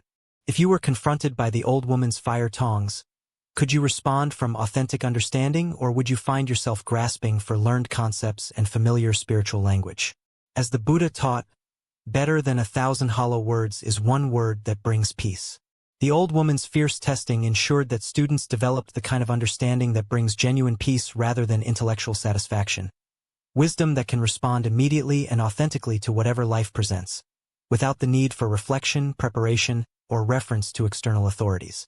Let us continue on our journey with a teaching about the dangerous gap between conceptual understanding and lived experience. This is the story of the one-eyed monk and the silent debate. In ancient China, when traveling monks wandered from monastery to monastery seeking teachings and testing their understanding, a particular custom had developed among Zen communities. Before a wandering monk could receive lodging for the night, he had to engage in what was called Dharma combat, with either the abbot or a designated representative. This wasn't physical fighting, but a contest of spiritual wit and understanding, where profound questions and paradoxical answers revealed the depth of each participant's realization. At one renowned monastery nestled in bamboo forests, a travel-worn monk arrived as evening shadows began to lengthen across the courtyards. His robes were dusty from mountain paths, his straw sandals worn thin, but his eyes carried the alert brightness of someone genuinely seeking deeper understanding. The abbot, busy with evening duties, assigned his personal attendant to conduct the traditional Dharma encounter. This attendant had served the monastery faithfully for many years, though he possessed what others might consider a disadvantage. He had lost one eye in an accident during his youth. Despite this physical limitation, or perhaps because of the clarity it had brought to his inner vision, he had developed profound insight into the Buddhist teachings. When the two monks met in the monastery's formal reception hall, the traveling monk proposed something unusual. "Let us engage in silent debate," he suggested, gesturing with his hands to indicate they would communicate through gestures alone rather than words. Sometimes the deepest truths transcend language altogether. The attendant nodded agreement, and they began their wordless exchange. The wayfarer raised one finger toward the ceiling, holding it steady with an expression of calm confidence. Without hesitation, the attendant responded by raising 2 fingers. The traveling monk, seeming pleased by this response, then raised 3 fingers. At this, the attendant surprised him by making a tight fist and holding it firmly in the space between them. The traveling monk's confident expression faltered. For a moment, he stared at the clenched fist, his face showing confusion and something approaching alarm. Then, without attempting any further gestures, he bowed quickly and left the hall. Soon afterward, he found the abbot and spoke with obvious respect and disappointment. "Venerable sir, your representative is far too advanced for me. I must continue my journey rather than presume to stay in your monastery tonight." The abbot raised his eyebrows with interest. "Please, tell me what transpired in your exchange." "Well," the traveler explained earnestly, "I began by holding up one finger to symbolize the Buddha, the awakened one who showed us the path to enlightenment. But your monk immediately responded with 2 fingers, indicating the Buddha and the Dharma, both the teacher and the teachings he offered. So I raised 3 fingers to represent the complete triple gem, the Buddha, the Dharma, and the Sangha, the community of practitioners. But then he held up a clenched fist to show that all 3 are actually one unified reality. His understanding is clearly beyond mine, so I must seek instruction elsewhere before I could be worthy of staying here." The abbot listened to this interpretation with growing surprise, for he knew his attendant's character well. As the traveling monk departed into the gathering dusk, the attendant himself appeared, visibly agitated and breathing hard from running. "Where is that insolent rascal?" he demanded, his single eye blazing with indignation. "I've been looking everywhere for him. The nerve of that man.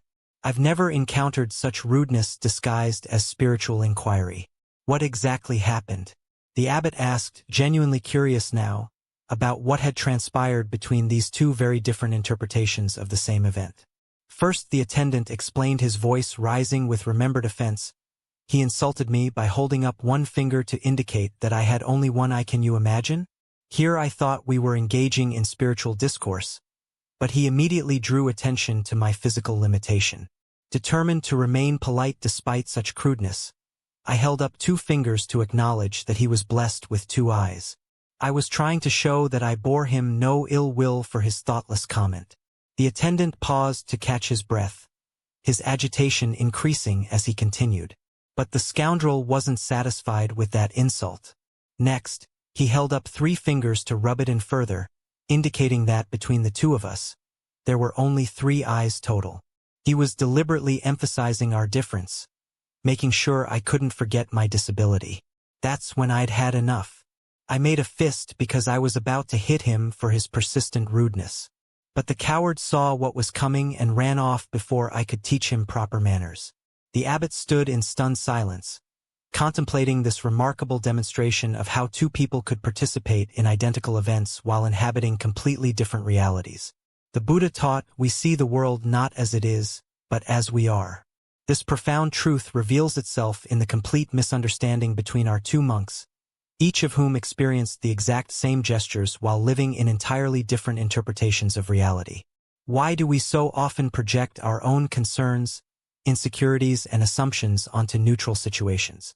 Zen Buddhism points to what it calls the 8 worldly winds: praise and blame, pleasure and pain, gain and loss, fame and disgrace.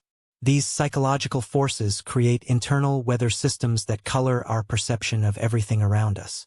The attendant's sensitivity about his missing eye created a filter through which every gesture became a personal attack. His past experiences of being judged or pitted for his appearance had created such a strong interpretive framework that he couldn't perceive any other possible meaning in the traveler hand signals. Similarly, the traveling monk's spiritual preoccupations caused him to see profound Dharma teachings in what were actually expressions of wounded feelings and growing anger. His framework of seeking enlightened instruction made him interpret increasingly aggressive gestures as increasingly sophisticated wisdom. Look deeply at your own patterns of interpretation.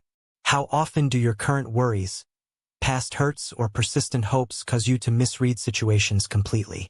Perhaps someone's distracted behavior becomes evidence they don't like you when they're actually concerned about a family member's health. Maybe a colleague's helpful suggestion feels like criticism because you're insecure about your performance. This ancient wisdom illuminates how our internal state creates our external experience. Both monks were sincere in their perceptions, yet both were fundamentally mistaken about what was actually happening. Neither was lying or deliberately misinterpreting. They were simply seeing through the lens of their own psychological conditioning. The story points us toward a crucial question. How can we develop the capacity to see situations more clearly, less filtered through our personal concerns and interpretations? Zen practice offers several approaches to this challenge. First is what's called don't know mind, maintaining openness to multiple interpretations rather than immediately settling on the one that confirms our existing beliefs or fears. When someone acts in a way that triggers our interpretation, can we pause and consider other possible explanations? Second is mindfulness of our own emotional states. The attendant might have noticed his rising sensitivity about his appearance and recognized how this was coloring his perception. The traveler might have observed his eagerness to find profound teachings and questioned whether he was seeing wisdom where none existed. Zen Master Bankei taught, your everyday mind, that is, the way. This teaching invites us to examine the very mind that creates these interpretations, rather than constantly trying to figure out the correct interpretation of external events. The Buddha said, hatred is never appeased by hatred in this world. By non-hatred alone is hatred appeased. This is a law eternal. If the attendant had met the traveler's perceived insults with curiosity rather than defensiveness, if the traveler had questioned his assumptions about enlightened behavior, their encounter might have become a genuine teaching for both. Tonight, as you replay conversations and interactions from your day, can you notice how your own concerns and sensitivities might have shaped your interpretations? Can you sense the difference between what actually happened and the meaning your mind added to those events? As the Buddha taught, peace comes from within.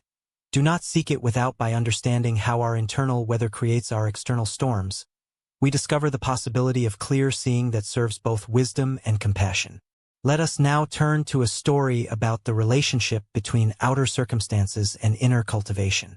This is the tale of the horse and the mind.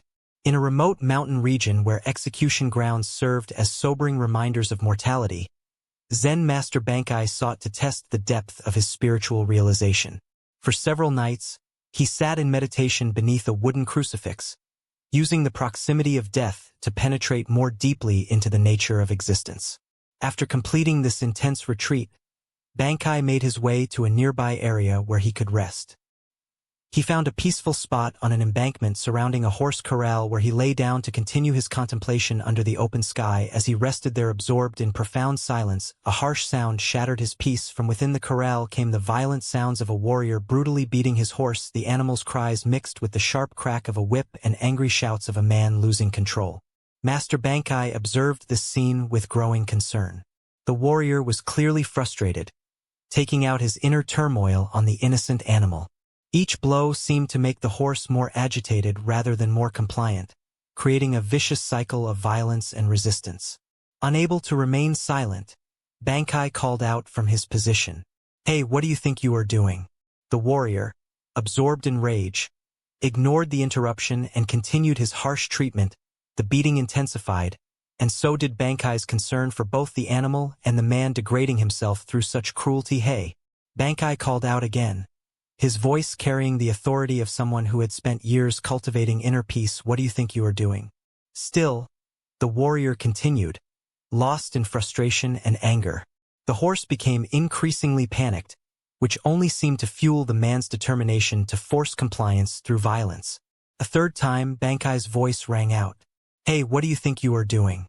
This time, something in the master's tone penetrated the warrior's rage. The man stopped his beating, climbed down from his horse, and approached the embankment. As he drew closer, his expression changed. There was something about this stranger that commanded respect, a quality of presence that spoke of deep, inner development. "You were yelling at me," the warrior said, his voice still carrying traces of anger, but now mixed with curiosity. "Do you have something to tell me?"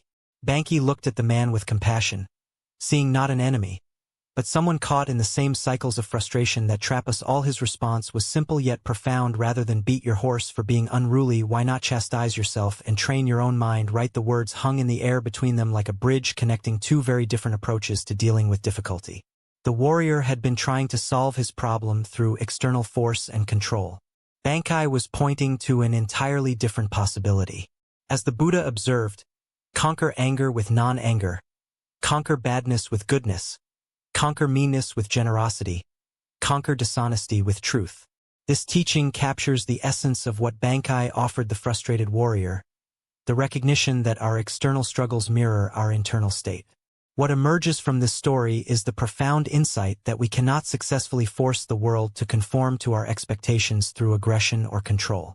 The warrior's approach, beating the horse into submission, represents how we often try to manage difficult circumstances in our own lives. We become frustrated with external conditions and respond with force, criticism, or manipulation, never recognizing that the real work lies within. Why do we instinctively blame external circumstances for our frustration? Buddhist psychology explains that the untrained mind seeks to maintain its comfort by controlling its environment rather than developing the flexibility to respond skillfully to whatever arises. This creates what Zen calls pushing the river, exhausting ourselves, trying to force reality to match our preferences. Consider how this pattern manifests in daily life. The computer that crashes during an important project becomes the target of our anger when the real issue is our attachment to having technology work perfectly. The traffic jam that makes us late triggers road rage, when the actual problem is our expectation that travel should always be smooth. The family member who doesn't respond to our advice becomes the focus of our frustration when the deeper issue is our need to control others' choices. In each case, we, like the warrior beating the horse, applying force to external circumstances while ignoring the internal conditions that create our suffering. The horse represents the uncontrollable aspects of life, other people's behavior, natural events, technological failures, and the inherent unpredictability of existence. Zen teacher Pema Chodron writes, "You are the sky, everything else is just the weather." This points to the same truth Bank offered the warrior. Instead of trying to control the weather of external circumstances, we can develop the spacious awareness that remains calm regardless of conditions. The real training involves learning to work with our own minds rather than trying to force compliance from the world around us. This doesn't mean becoming passive or accepting harmful situations, but rather approaching challenges from a place of inner stability rather than reactive frustration. Buddhist practice offers specific techniques for this internal training. Mindfulness meditation teaches us to observe our reactive patterns without being swept away by them. Loving kindness practice develops compassion for ourselves and others when things don't go as planned. Contemplation of impermanence helps us accept the changeable nature of all conditions. Tonight, as you encounter the inevitable frustrations of daily life, can you remember Bankai's teaching? When you find yourself wanting to beat the horse of difficult circumstances, can you pause and ask, what would it mean to train my own mind instead? Buddha's wisdom teaches us, hatred is never appeased by hatred in this world. By non-hatred alone is hatred appeased. This is a law eternal. The path to peace lies not in conquering external conditions, but in cultivating the inner qualities that remain stable, regardless of what the world presents. Our next story reveals a profound truth about authentic presence and falsehood. Barriers. This is the teaching of the screen that separated truth from pretense.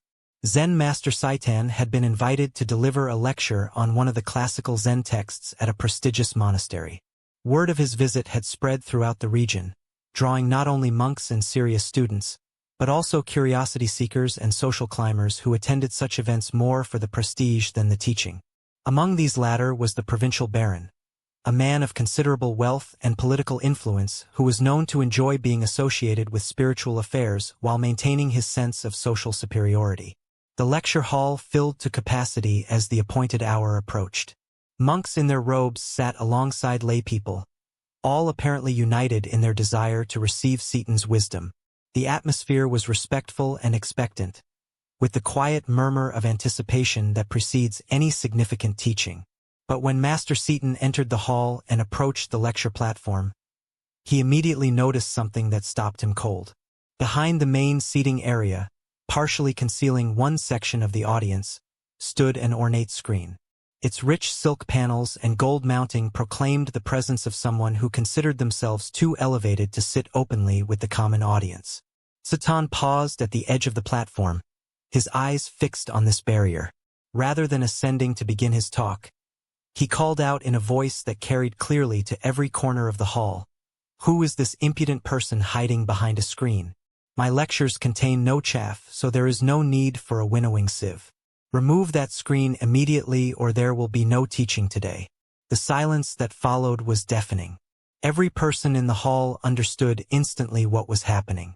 The screen, intended to maintain the Baron's dignity and social position, had been publicly identified as an obstacle to authentic spiritual communication. The very barrier meant to preserve propriety had been revealed as its opposite, a fundamental violation of the principles that make genuine teaching possible. The audience sat frozen, unsure whether to look at the screen, at the master, or at each other. The tension was palpable as everyone waited to see how this confrontation between spiritual authority and worldly power would resolve. Behind the screen, the Baron's face burned with humiliation and shock.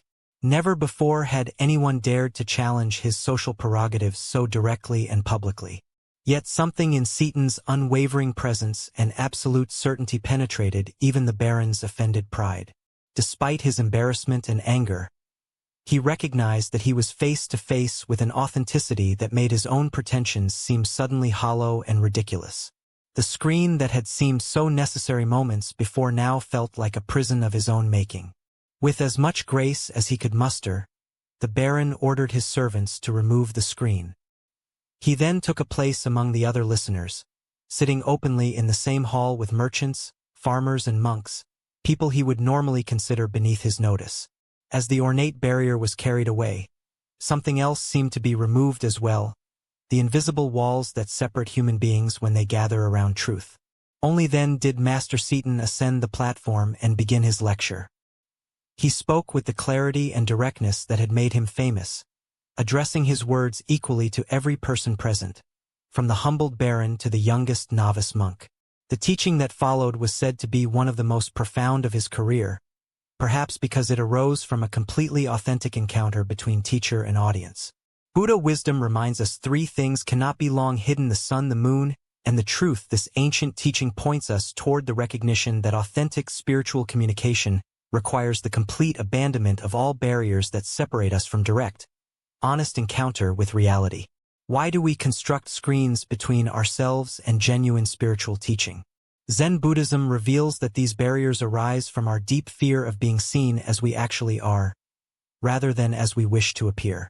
We create elaborate strategies to maintain our preferred self-image, not realizing that these very strategies prevent us from receiving what we most need. The screen in our story represents every subtle way we protect ourselves from the vulnerability that real spiritual growth requires. Sometimes these screens are literal: the special seating, the exclusive access, the markers of status that keep us separate from others. More often they are psychological: the intellectual sophistication that keeps us from simple truth, the spiritual credentials that make us feel superior to ordinary seekers, the cynicism that protects us from the risk of genuine faith. This story illuminates how social hierarchy and authentic spirituality cannot coexist. The Baron's screen wasn't just protecting his dignity, it was preventing him from participating in the very experience he had come to receive. By maintaining his separation from others, he was also separating himself from the transmission of wisdom that only occurs through direct, unmediated presence. Satan's refusal to teach while the screen remained demonstrates something profound about how truth actually communicates itself. Authentic spiritual teaching cannot occur across artificial barriers because its essence lies in the recognition of our fundamental equality and interconnection.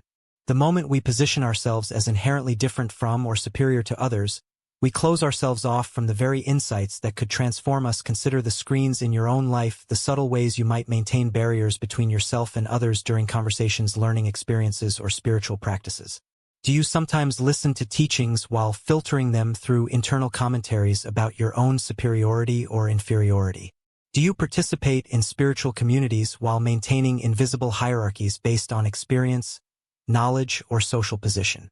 The Baron's eventual willingness to remove the screen and sit openly with others represents the humility that authentic spiritual growth requires. This wasn't humiliation, but a return to his essential nature as a human being among human beings, all equally in need of wisdom and grace. His embarrassment was temporary. His liberation from the prison of false dignity was profound. Zen master Huangpa taught, "The foolish reject what they see, not what they think. The wise reject what they think, not what they see." The screen represented the Baron's thoughts about who he was and how he should be treated. When he finally saw clearly, he recognized these thoughts as obstacles to direct experience. Additional wisdom appears in how Seton handled this confrontation. He didn't shame the Baron personally, but identified the screen itself as the problem. His metaphor of chaff and winnowing basket was brilliantly precise. Chaff is the useless covering that must be separated from grain, and a winnowing sieve makes that separation possible. But since his teaching contained no useless elements, no tool for separating good from bad was necessary. We can also observe how this teaching applies to our contemporary spiritual landscape, where social media, celebrity teachers, and expensive retreats can create their own forms of screening. How often do we approach spiritual teachings from behind the screens of our consumer preferences, our tribal identities, or our need to appear sophisticated rather than simply hungry for truth? Tonight, as you settle into reflection, can you sense where screens might exist between you and authentic encounters with this moment? Can you feel the relief that comes from setting aside the barriers that maintain your preferred image and simply being present as you actually are? As the Buddha taught, simplicity is the ultimate sophistication. In removing our screens, we discover that what we thought we needed to protect was actually preventing us from receiving what we most deeply sought. Let us now turn to a story about the nature of presence and the boundaries we create between availability and solitude. This is out today. Master Sengai had developed an unusual habit that both puzzled and amused his community. On certain days, without any apparent pattern or warning, he would close the wooden gate to his temple quarters and paste upon it a simple handwritten sign that read, "Out today." Yet anyone passing by could clearly see him through the spaces in the fence, walking peacefully back and forth in his front garden, tending to his plants, sitting in meditation, or simply enjoying the afternoon sunshine. The master made no effort to hide his presence. He moved about his daily activities with complete naturalness, watering flowers, sweeping leaves, or reading beneath his favorite tree. To any observer, he was obviously at home and available, making the sign's message seem like either a joke or a contradiction. One afternoon, a samurai official, who had long been acquainted with the master, happened to pass by the temple. Noticing Sengai clearly visible in his garden, the official approached the gate with a friendly smile and called out, "Your Reverence, I haven't seen you in some time. How have you been? I was hoping we might have a conversation." Master Sengai looked up from the chrysanthemums he was arranging and simply pointed to the sign posted prominently on his gate. "Please read what it says," he replied. "Matter." The samurai, increasingly confused, gestured toward the master with obvious bewilderment. "But Your Reverence, you clearly here aren't you? I can see you right there in front of me. You must just be kidding around." Sengai dismissed him with a gentle wave of his hand, his expression remaining perfectly serious. "That sign says I'm out. It's as true as anything can be." And with that declaration, he turned his attention back to his flowers, refusing any further conversation. The samurai stood at the gate for several more minutes, watching the master continue his gardening, trying to comprehend this strange interaction. Finally, shaking his head in confusion, he departed, leaving Master Sengai to his peculiar form of absence. As the Buddha understood, peace comes from within, do not seek it without. This teaching relates profoundly to our modern struggle with the boundaries between availability and inner sanctuary, between social obligation and spiritual necessity. Why do we find it so difficult to establish clear boundaries around our inner availability, even when we are physically present? This story unveils our complex relationship with accessibility and the guilt we often feel about not being constantly available to others' needs and expectations. In our hyperconnected world, the pressure to be perpetually accessible has become overwhelming. Our phones buzz with constant demands for attention. Our email inboxes fill with urgent requests. Social media creates an expectation of immediate response and continuous engagement. We have lost the ancient wisdom of knowing when to be present and when to be out, regardless of our physical location. Master Sengai understood something profound about the nature of true availability. Being physically present doesn't automatically mean being internally available for meaningful interaction. Sometimes we need to be out from social engagement in order to be fully in with our inner work, our spiritual practice, or simply the restoration of our authentic self. This teaching also reveals our tendency to confuse physical presence with emotional or spiritual accessibility. How often do we assume that because someone is visible, they should automatically be available for our needs? How frequently do we ignore others' subtle signals that they need space simply because they haven't erected obvious barriers? Zen Master Yunmen taught every day is a good day. This doesn't mean every day is appropriate for the same activities or interactions. Some days are good for engagement, others for solitude. Some moments call for availability, others for protective boundaries. Wisdom lies in recognizing which is needed when we can observe this dynamic in countless modern situations. The parent who loves their children deeply but recognizes they need an hour of uninterrupted quiet time to remain emotionally available later.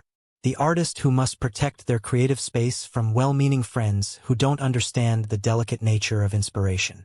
The spiritual practitioner who needs to establish boundaries around their meditation time, even if others consider it selfish or antisocial. The samurai's confusion reflects our cultural discomfort with boundaries that aren't immediately logical or convenient for others. We want people's availability to match our schedules and needs rather than their own inner rhythms and requirements. When someone establishes a boundary that doesn't make sense to us, we often assume they're being arbitrary, unfriendly, or deceptive. This ancient wisdom illuminates another important distinction: the difference between isolation and conscious solitude. Master Sengai wasn't hiding from life or avoiding responsibility. He was claiming his right to be present with himself, to engage with his immediate environment without the overlay of social interaction and conversation. Additionally, our minds tend to assume that availability is a moral obligation rather than a conscious choice. We feel guilty for not being constantly accessible, as if our worth depends on our willingness to interrupt our own needs for others' convenience. This creates a pattern of resentment and depletion that ultimately makes us less genuinely available when authentic connection is possible. The story also points us toward understanding the power of clear, simple boundaries. Master Sengai didn't offer elaborate explanations or justifications for his unavailability. He didn't apologize or make excuses. He simply stated a fact. Today he was out from social engagement, and this was as true and valid as any other truth. Tonight, as you consider your own relationship with availability and boundaries, can you identify times when you might need to be out even while physically present? What would it mean to honor your inner rhythms of engagement and solitude without guilt or extensive justification? The Buddha said, "You yourself, as much as anybody in the entire universe, deserve your love and affection." Part of this self-love involves knowing when to be available to others and when to be available to yourself, trusting that both forms of presence serve the greater good. Our next story reveals the difference between knowledge and true awareness.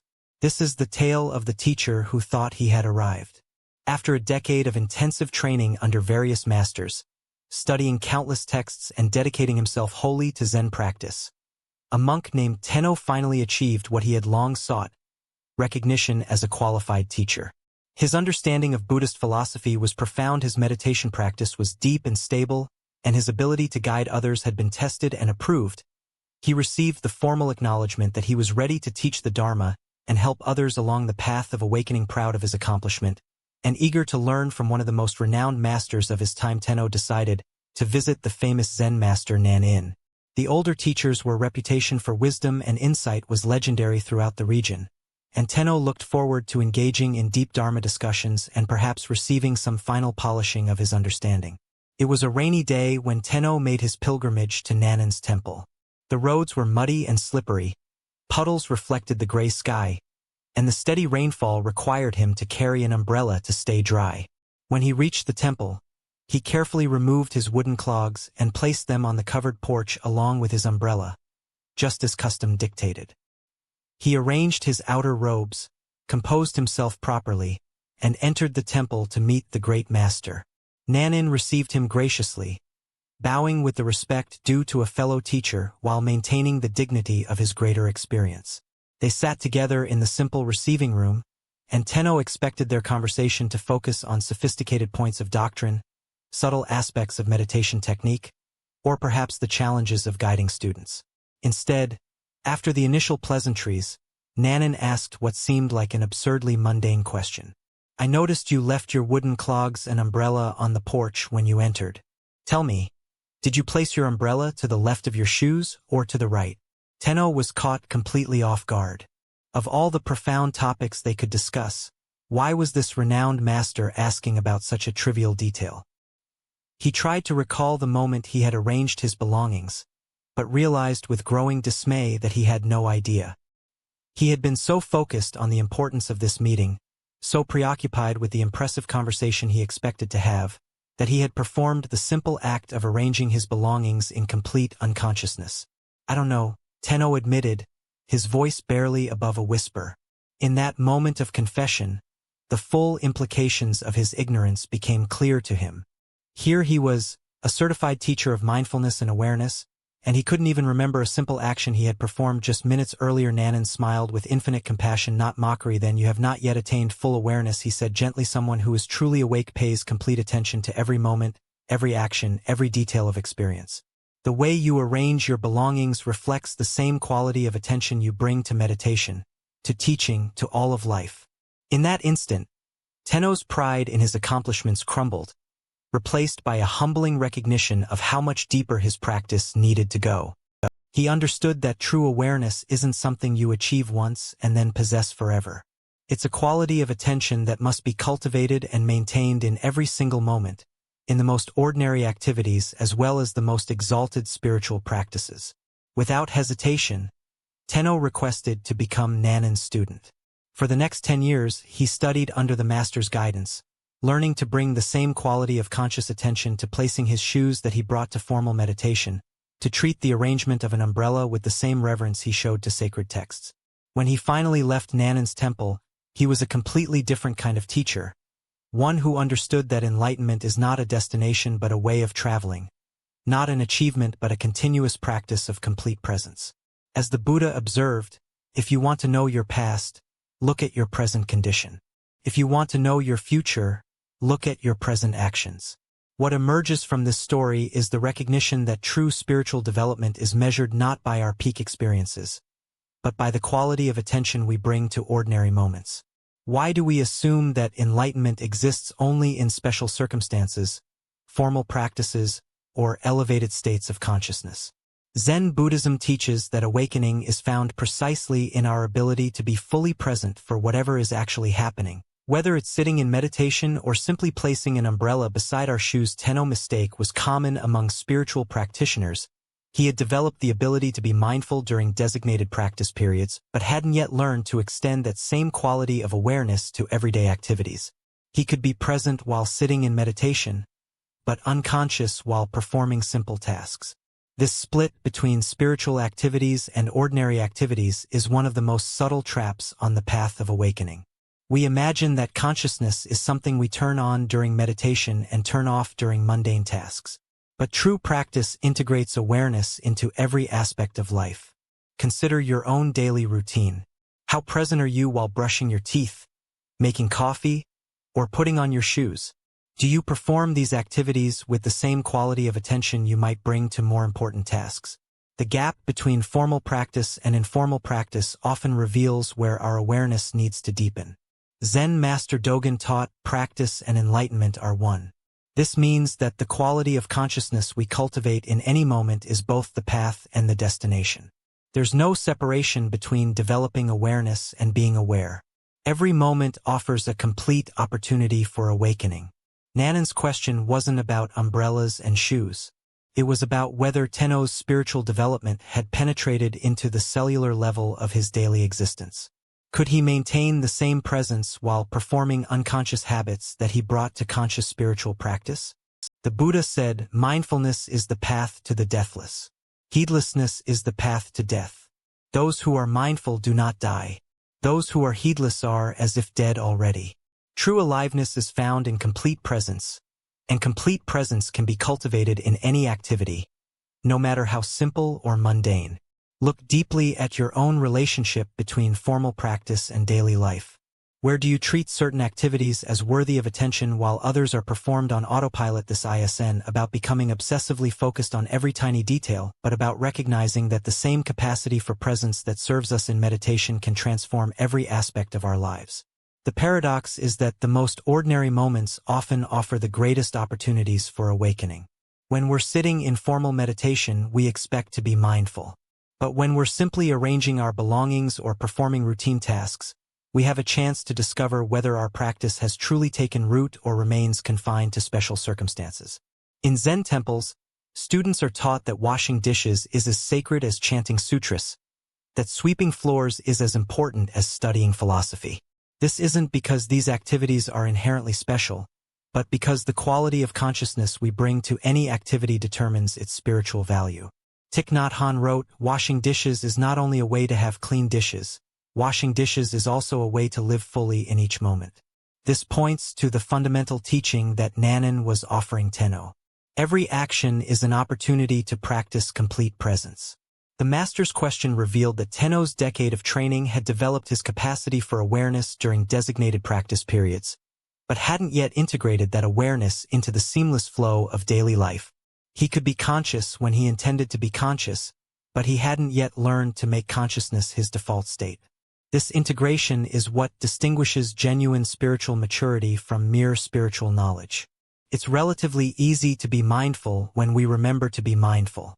The deeper practice is developing the kind of natural awareness that operates whether we're thinking about it or not. Tonight, as you perform the simple actions that end your day, brushing your teeth, changing clothes, arranging items for tomorrow, can you bring the same quality of attention you might give to formal meditation? Can you discover whether your spiritual practice has penetrated into the unconscious habits that make up so much of daily life? Buddha's wisdom reminds us, every moment is a teacher and every place is a classroom. The umbrella beside the shoes was Tenno's teacher that day, revealing exactly where his practice needed to deepen. Sometimes the most profound lessons come disguised as the most ordinary questions, asked by masters wise enough to see that true awakening is found not in transcending the mundane, but in discovering the sacred hidden within it. As we continue our journey through the wisdom of Zen Buddhism, let us explore a story about true spiritual power. This is the tale of the miracle of ordinary living. At Ryumen Temple, the renowned Zen master Bankei was sharing the Dharma with a large gathering of devoted students. The hall was filled with people sitting in quiet attention, absorbing his simple yet profound teachings about living with natural awareness. The evening light filtered through the temple windows, creating an atmosphere of peace and contemplation. In the midst of his discourse, a disturbance arose near the back of the hall. A Shinshu priest, whose own temple had been losing followers to Bankai's growing reputation, pushed his way through the crowd with obvious agitation. His face was flushed with jealousy and his movements were sharp with competitive energy. Bankai paused his teaching and looked toward the commotion with patient curiosity. "What is this noise that interrupts our evening together?" he asked gently, his voice carrying no irritation despite the disruption. The priest stood up boldly, his voice rising above the murmur of the crowd. "The founder of our sect," he boasted loudly, had such miraculous powers that he held a brush in his hand on one bank of the river. His attendant held up a paper on the other bank, and the teacher wrote the holy name of Amida through the air. "Can you do such a wonderful thing?" The gathered students turned their attention between the challenging priest and their teacher, curious how Bankai would respond to this test of his spiritual abilities. Some expected a demonstration of supernatural powers. Others wondered if their master would engage in debate. Bankai smiled, with the gentle amusement of someone who understood the priest's confusion completely. "Perhaps your fox can perform that trick," he replied lightly, "but that is not the manner of Zen. My miracle is that when I feel hungry I eat, and when I feel thirsty I drink." The temple fell into profound silence as the simple profundity of these words settled into the hearts of those present. The priest, expecting magical displays, found himself face to face with a teaching about the extraordinary nature of ordinary experience. The Buddha once said, "If you want to know your past, look at your present condition. If you want to know your future, look at your present actions." This ancient wisdom illuminates how real spiritual power manifests not in supernatural demonstrations, but in complete presence to what is actually happening. Why do we seek the miraculous outside of our immediate experience? Zen Buddhism reveals our tendency to bypass the profound simplicity of life in search of dramatic spiritual experiences. We imagine enlightenment as something exotic, supernatural, or removed from daily existence, when in truth it's the capacity to be fully present to whatever is arising. The heart of this lesson lies in understanding that consciousness itself is the ultimate miracle. The fact that you can taste food, feel thirst, hear these words, or experience any sensation at all is more extraordinary than any magic trick. Yet, we take these everyday miracles for granted while seeking special powers that would somehow validate our spiritual development. Look deeply at your own experience right now. Can you feel the miracle of breathing without having to think about it? The wonder of your heart beating steadily, the extraordinary fact that light enters your eyes and somehow becomes the vision of these words. These are the real miracles available in every moment. Zen teacher Suzuki Roshi taught, "Each of you is perfect the way you are, and you can use a little improvement." This paradox points to the Zen understanding that we don't need to become someone special to access spiritual truth. We need to fully inhabit who we already are. The Buddha taught there are only two mistakes one can make along the road to truth: not going all the way and not starting. The path is not about developing supernatural abilities, but about going all the way into the simple reality of this moment, starting exactly where you are with whatever you're experiencing right now. Consider how the priest's question revealed his own spiritual materialism, the belief that wisdom can be measured by impressive displays rather than by the quality of one's presence. This trap catches many seekers who mistake the extraordinary for the spiritual when the truly spiritual is found in bringing complete attention to the ordinary.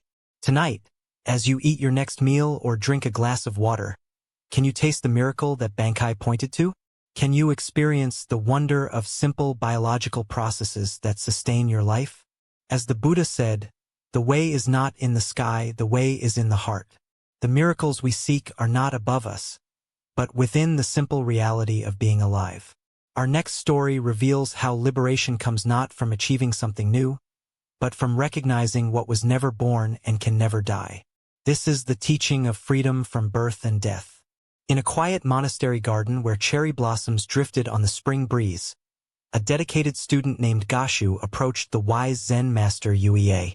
For years, Gashu had been practicing meditation, studying texts, and following all the prescribed methods of spiritual development, yet despite his sincere efforts, he felt no closer to the enlightenment he desperately sought. Gashu bowed respectfully before his teacher, his face showing the strain of prolonged spiritual seeking.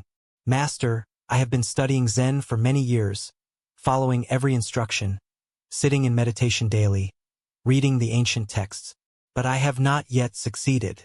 I feel as lost as when I began. Please, give me some guidance. What am I missing? What more must I do?" Yuya looked at his earnest student with compassion, seeing the weight of spiritual ambition that had become a burden rather than a path to freedom. He understood that Gashu's very effort to achieve enlightenment had become the obstacle to recognizing his inherent awakeness. "There is no secret trick to Zen study," Uea said simply. "It's just a matter of freedom from birth and death." Gashu's brow furrowed with confusion. This answer seemed to make his quest even more daunting. "Master, how does one pass through birth and death to freedom? That sounds like the most difficult task of all. If I cannot even quiet my mind for a few minutes, how can I transcend birth and death?" Yui's eyes brightened and he raised his voice with sudden intensity. "Your every passing thought is birth and death." At these words, something shifted dramatically in Gashu's understanding. Like a veil suddenly lifted, he saw that what he had been seeking as some future attainment was actually the very nature of his present experience. The constant arising and passing away of thoughts, sensations, and emotions. This endless flow was not something to escape, but the very freedom he had been pursuing. Gashu went into ecstasy, feeling as if he had put down a heavy burden he didn't even realize he had been carrying. The relief was profound and immediate. All his years of struggling to become something special dissolved into the recognition that he had never been anything other than the aware space, in which all experience appears and disappears. As the Buddha observed, form is emptiness, emptiness is form. What emerges from this story is the recognition that we suffer not because we lack something, but because we don't recognize the freedom that is our fundamental nature. Why do we carry the heavy burden of spiritual becoming? Zen Buddhism points to our identification with the content of consciousness rather than consciousness itself. We mistake ourselves for the stream of thoughts, emotions, and sensations, instead of recognizing ourselves as the aware space in which the stream flows. Every thought that arises is born. Every thought that fades away dies. Every emotion emerges from nowhere and dissolves back into nowhere. Every sensation appears and disappears. This constant birth and death happening in awareness is not a problem to solve, but the very movement of life itself. The deeper understanding here reveals that what we call birth and death are simply names we give to the natural flowing of experience. When we identify with the flow, we suffer the anxiety of constant change. When we recognize ourselves as the awareness in which the flow appears, we discover unshakable peace. Zen Master Huangpa taught, "Your everyday mind, that is the way." This points to the extraordinary fact that the enlightenment we seek is not hidden in special states, but in the ordinary awareness that knows every state. The same awareness that knows anxiety also knows peace. The same awareness that knows confusion also knows clarity. The Buddha said, "In the sky, there is no distinction of east and west." People create distinctions out of their own minds and then believe them to be true. Our spiritual seeking often creates the very problem it attempts to solve by imagining that some states of consciousness are spiritual while others are mundane. Consider how much energy you invest in trying to have better thoughts, more peaceful emotions, or more pleasant experiences. Each effort to improve the content of consciousness reinforces the belief that you are that content rather than the awareness that witnesses it all with equal presence. In Japanese Zen, there is a teaching called just sitting or shikantaza.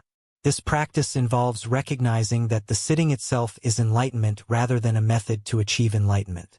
Similarly, your current awareness, exactly as it is the freedom you seek rather than a stepping stone to freedom. Tonight, as thoughts arise and pass away in your awareness, can you recognize the birth and death that you have pointed to? Can you see that you are not the thoughts that come and go, but the unchanging awareness in which they appear? As the Buddha taught, all conditioned things are impermanent. Work out your salvation with diligence. The salvation is not in perfecting the conditioned, but in recognizing the unconditioned awareness that you already are. Let us continue on our journey with a story about discovering the source of true freedom. This is the tale of the student and the master's heart. In a peaceful monastery garden where cherry blossoms drifted like snow, a young student approached his teacher during evening meditation. The master sat beneath an ancient maple tree, twilight painting the sky in soft purples and golds. This student had been practicing earnestly for years, yet lately questions had been arising that reached deeper than formal instruction. Taking a seat beside his teacher, the student gathered courage to voice what had been troubling him. "Master," he began quietly, "when I was young I had a deep desire for my family and loved ones to be proud of me. I wanted to excel in studies, to accomplish things that would make them beam with joy. Were you ever the same way?" The master turned his gentle gaze toward the student, seeing in the young man's eyes the same earnest longing that had once driven his own seeking. After contemplative silence, he replied simply, "Yes, I was very much the same." The student felt relief at this admission. "Why did you desire their pride so intensely?" he asked. "What was driving that need for approval?" The master smiled with tender recognition. "I wanted them to feel they had more reason to love and accept me," he said thoughtfully. "If I could make them proud, surely their love would be secure and abundant. But the reason I desired this went even deeper." The student leaned closer. Sensing they were approaching something essential, "I sought their love so desperately," the master continued, "because I, in turn, would feel I had sufficient reason to love and accept myself. I was seeking permission from others to feel good about who I was. Their approval would be evidence of my worthiness, even to myself. That was what lay at the root of all my striving." The master paused, watching the first stars appear. "But then one day, I awakened to a revolutionary possibility. I realized I could ask myself a different question. What if I could bypass all external validation and simply learn to love and accept myself unconditionally? What if I didn't require anyone else's approval to feel genuinely good about my existence?" The student felt something shift in his chest as these words settled. I imagined what it would be like if my happiness no longer depended on outer circumstances, on whether people approved or disapproved of my choices.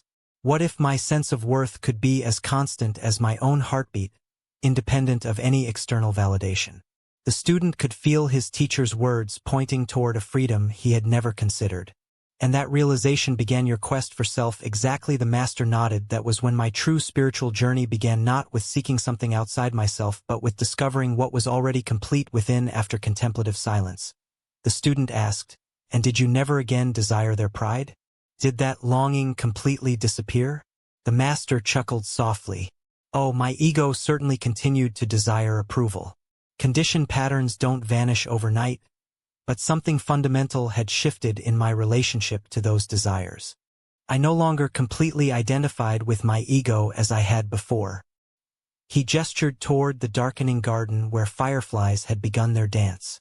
"I learned to see those approval-seeking thoughts as passing phenomena, like these fireflies appearing and disappearing.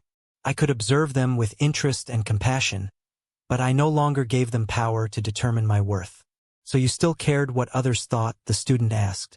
"I respected their opinions and honored their perspectives," the master replied. "But I no longer gave them so much weight. Their approval became like weather, sometimes pleasant, sometimes not, but no longer the determining factor in whether I felt at peace with myself." The master's face radiated quiet joy, and never had I felt so free as when I finally released myself in this way. It was like discovering I had been carrying invisible chains for decades, and suddenly they fell away. The love I had been seeking outside was revealed to have been within me all along. Buddha's wisdom reminds us, if you truly loved yourself, you would never hurt yourself with destructive thoughts, actions, or choices. This teaching points to the heart of the master's discovery. Most suffering stems from the mistaken belief that we must earn the right to love ourselves through external achievements or approval. Here, we discover one of the most revolutionary insights available. Self-love is not a reward to be earned, but our natural birthright to be claimed. We are born complete and worthy, not because of what we accomplish, but simply because we exist. Why do we find unconditional self-love so difficult? From childhood, we absorb messages suggesting love must be earned through good behavior, achievement, or pleasing others. We learn to treat ourselves the way we were treated, often with criticism and conditions. These patterns become so familiar that unconditional self-acceptance feels foreign. Our culture intensifies this conditioning by promoting the myth that happiness comes from external sources. Each message reinforces the delusion that we are incomplete as we are. Consider how much mental energy goes toward managing others' opinions. How often do you modify authentic expression to gain approval? How much self-worth depends on external feedback rather than internal recognition of inherent value? When we love ourselves unconditionally, we create a foundation of fulfillment that allows us to enjoy others' affection without depending on it. We can receive compliments with gratitude rather than desperate hunger, and handle criticism without devastation because our core worth remains untouched. The Buddha said, "You can search throughout the entire universe for someone more deserving of your love and affection than you are yourself, and that person is not to be found anywhere. You, yourself, deserve your love and affection." This isn't narcissism. It's recognition of fundamental truth about consciousness itself. Tonight, as you rest in this moment's quiet, can you sense the presence that is reading these words? This awareness that knows your thoughts and witnesses your experiences is not improved or diminished by anything that happens. It remains constant and clear, like space itself. What would it be like to treat this aware presence with the tenderness it deserves? Perhaps you could offer yourself the same patience you'd give a beloved child learning, or the same compassion you'd feel for a friend in difficulties. As the Buddha taught, hatred is never appeased by hatred. By non-hatred alone is hatred appeased. Self-criticism is never healed by more self-criticism. Only by learning to love ourselves exactly as we are do we create inner conditions for authentic transformation. In discovering this unconditional love within, we find the freedom we sought through others' approval was always here, beating steadily in our own hearts. Tonight, as we bring our time together to a gentle close, can you feel how the calm you've discovered isn't something you need to chase or create, but rather something that was quietly waiting for your attention all along? Can you sense that the deep rest you've touched through these stories isn't separate from who you are, but is actually your natural state when the mind finally stops struggling. The Buddha reminded us, the present moment is the only time over which we have dominion. As you reflect on this truth, notice that the freedom and clarity you've experienced tonight don't require perfect conditions or endless effort. They emerge naturally when you simply allow yourself to be here, fully present, without needing anything to be different than it is.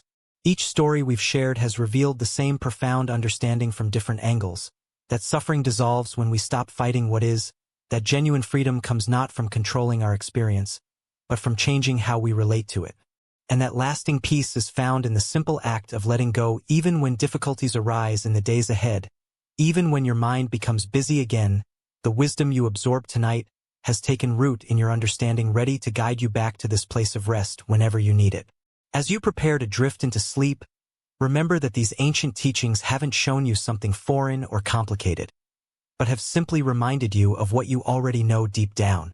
In the stillness that surrounds you now, feel how your breathing has naturally slowed, how your thoughts have settled, and how your entire being rests in quiet contentment.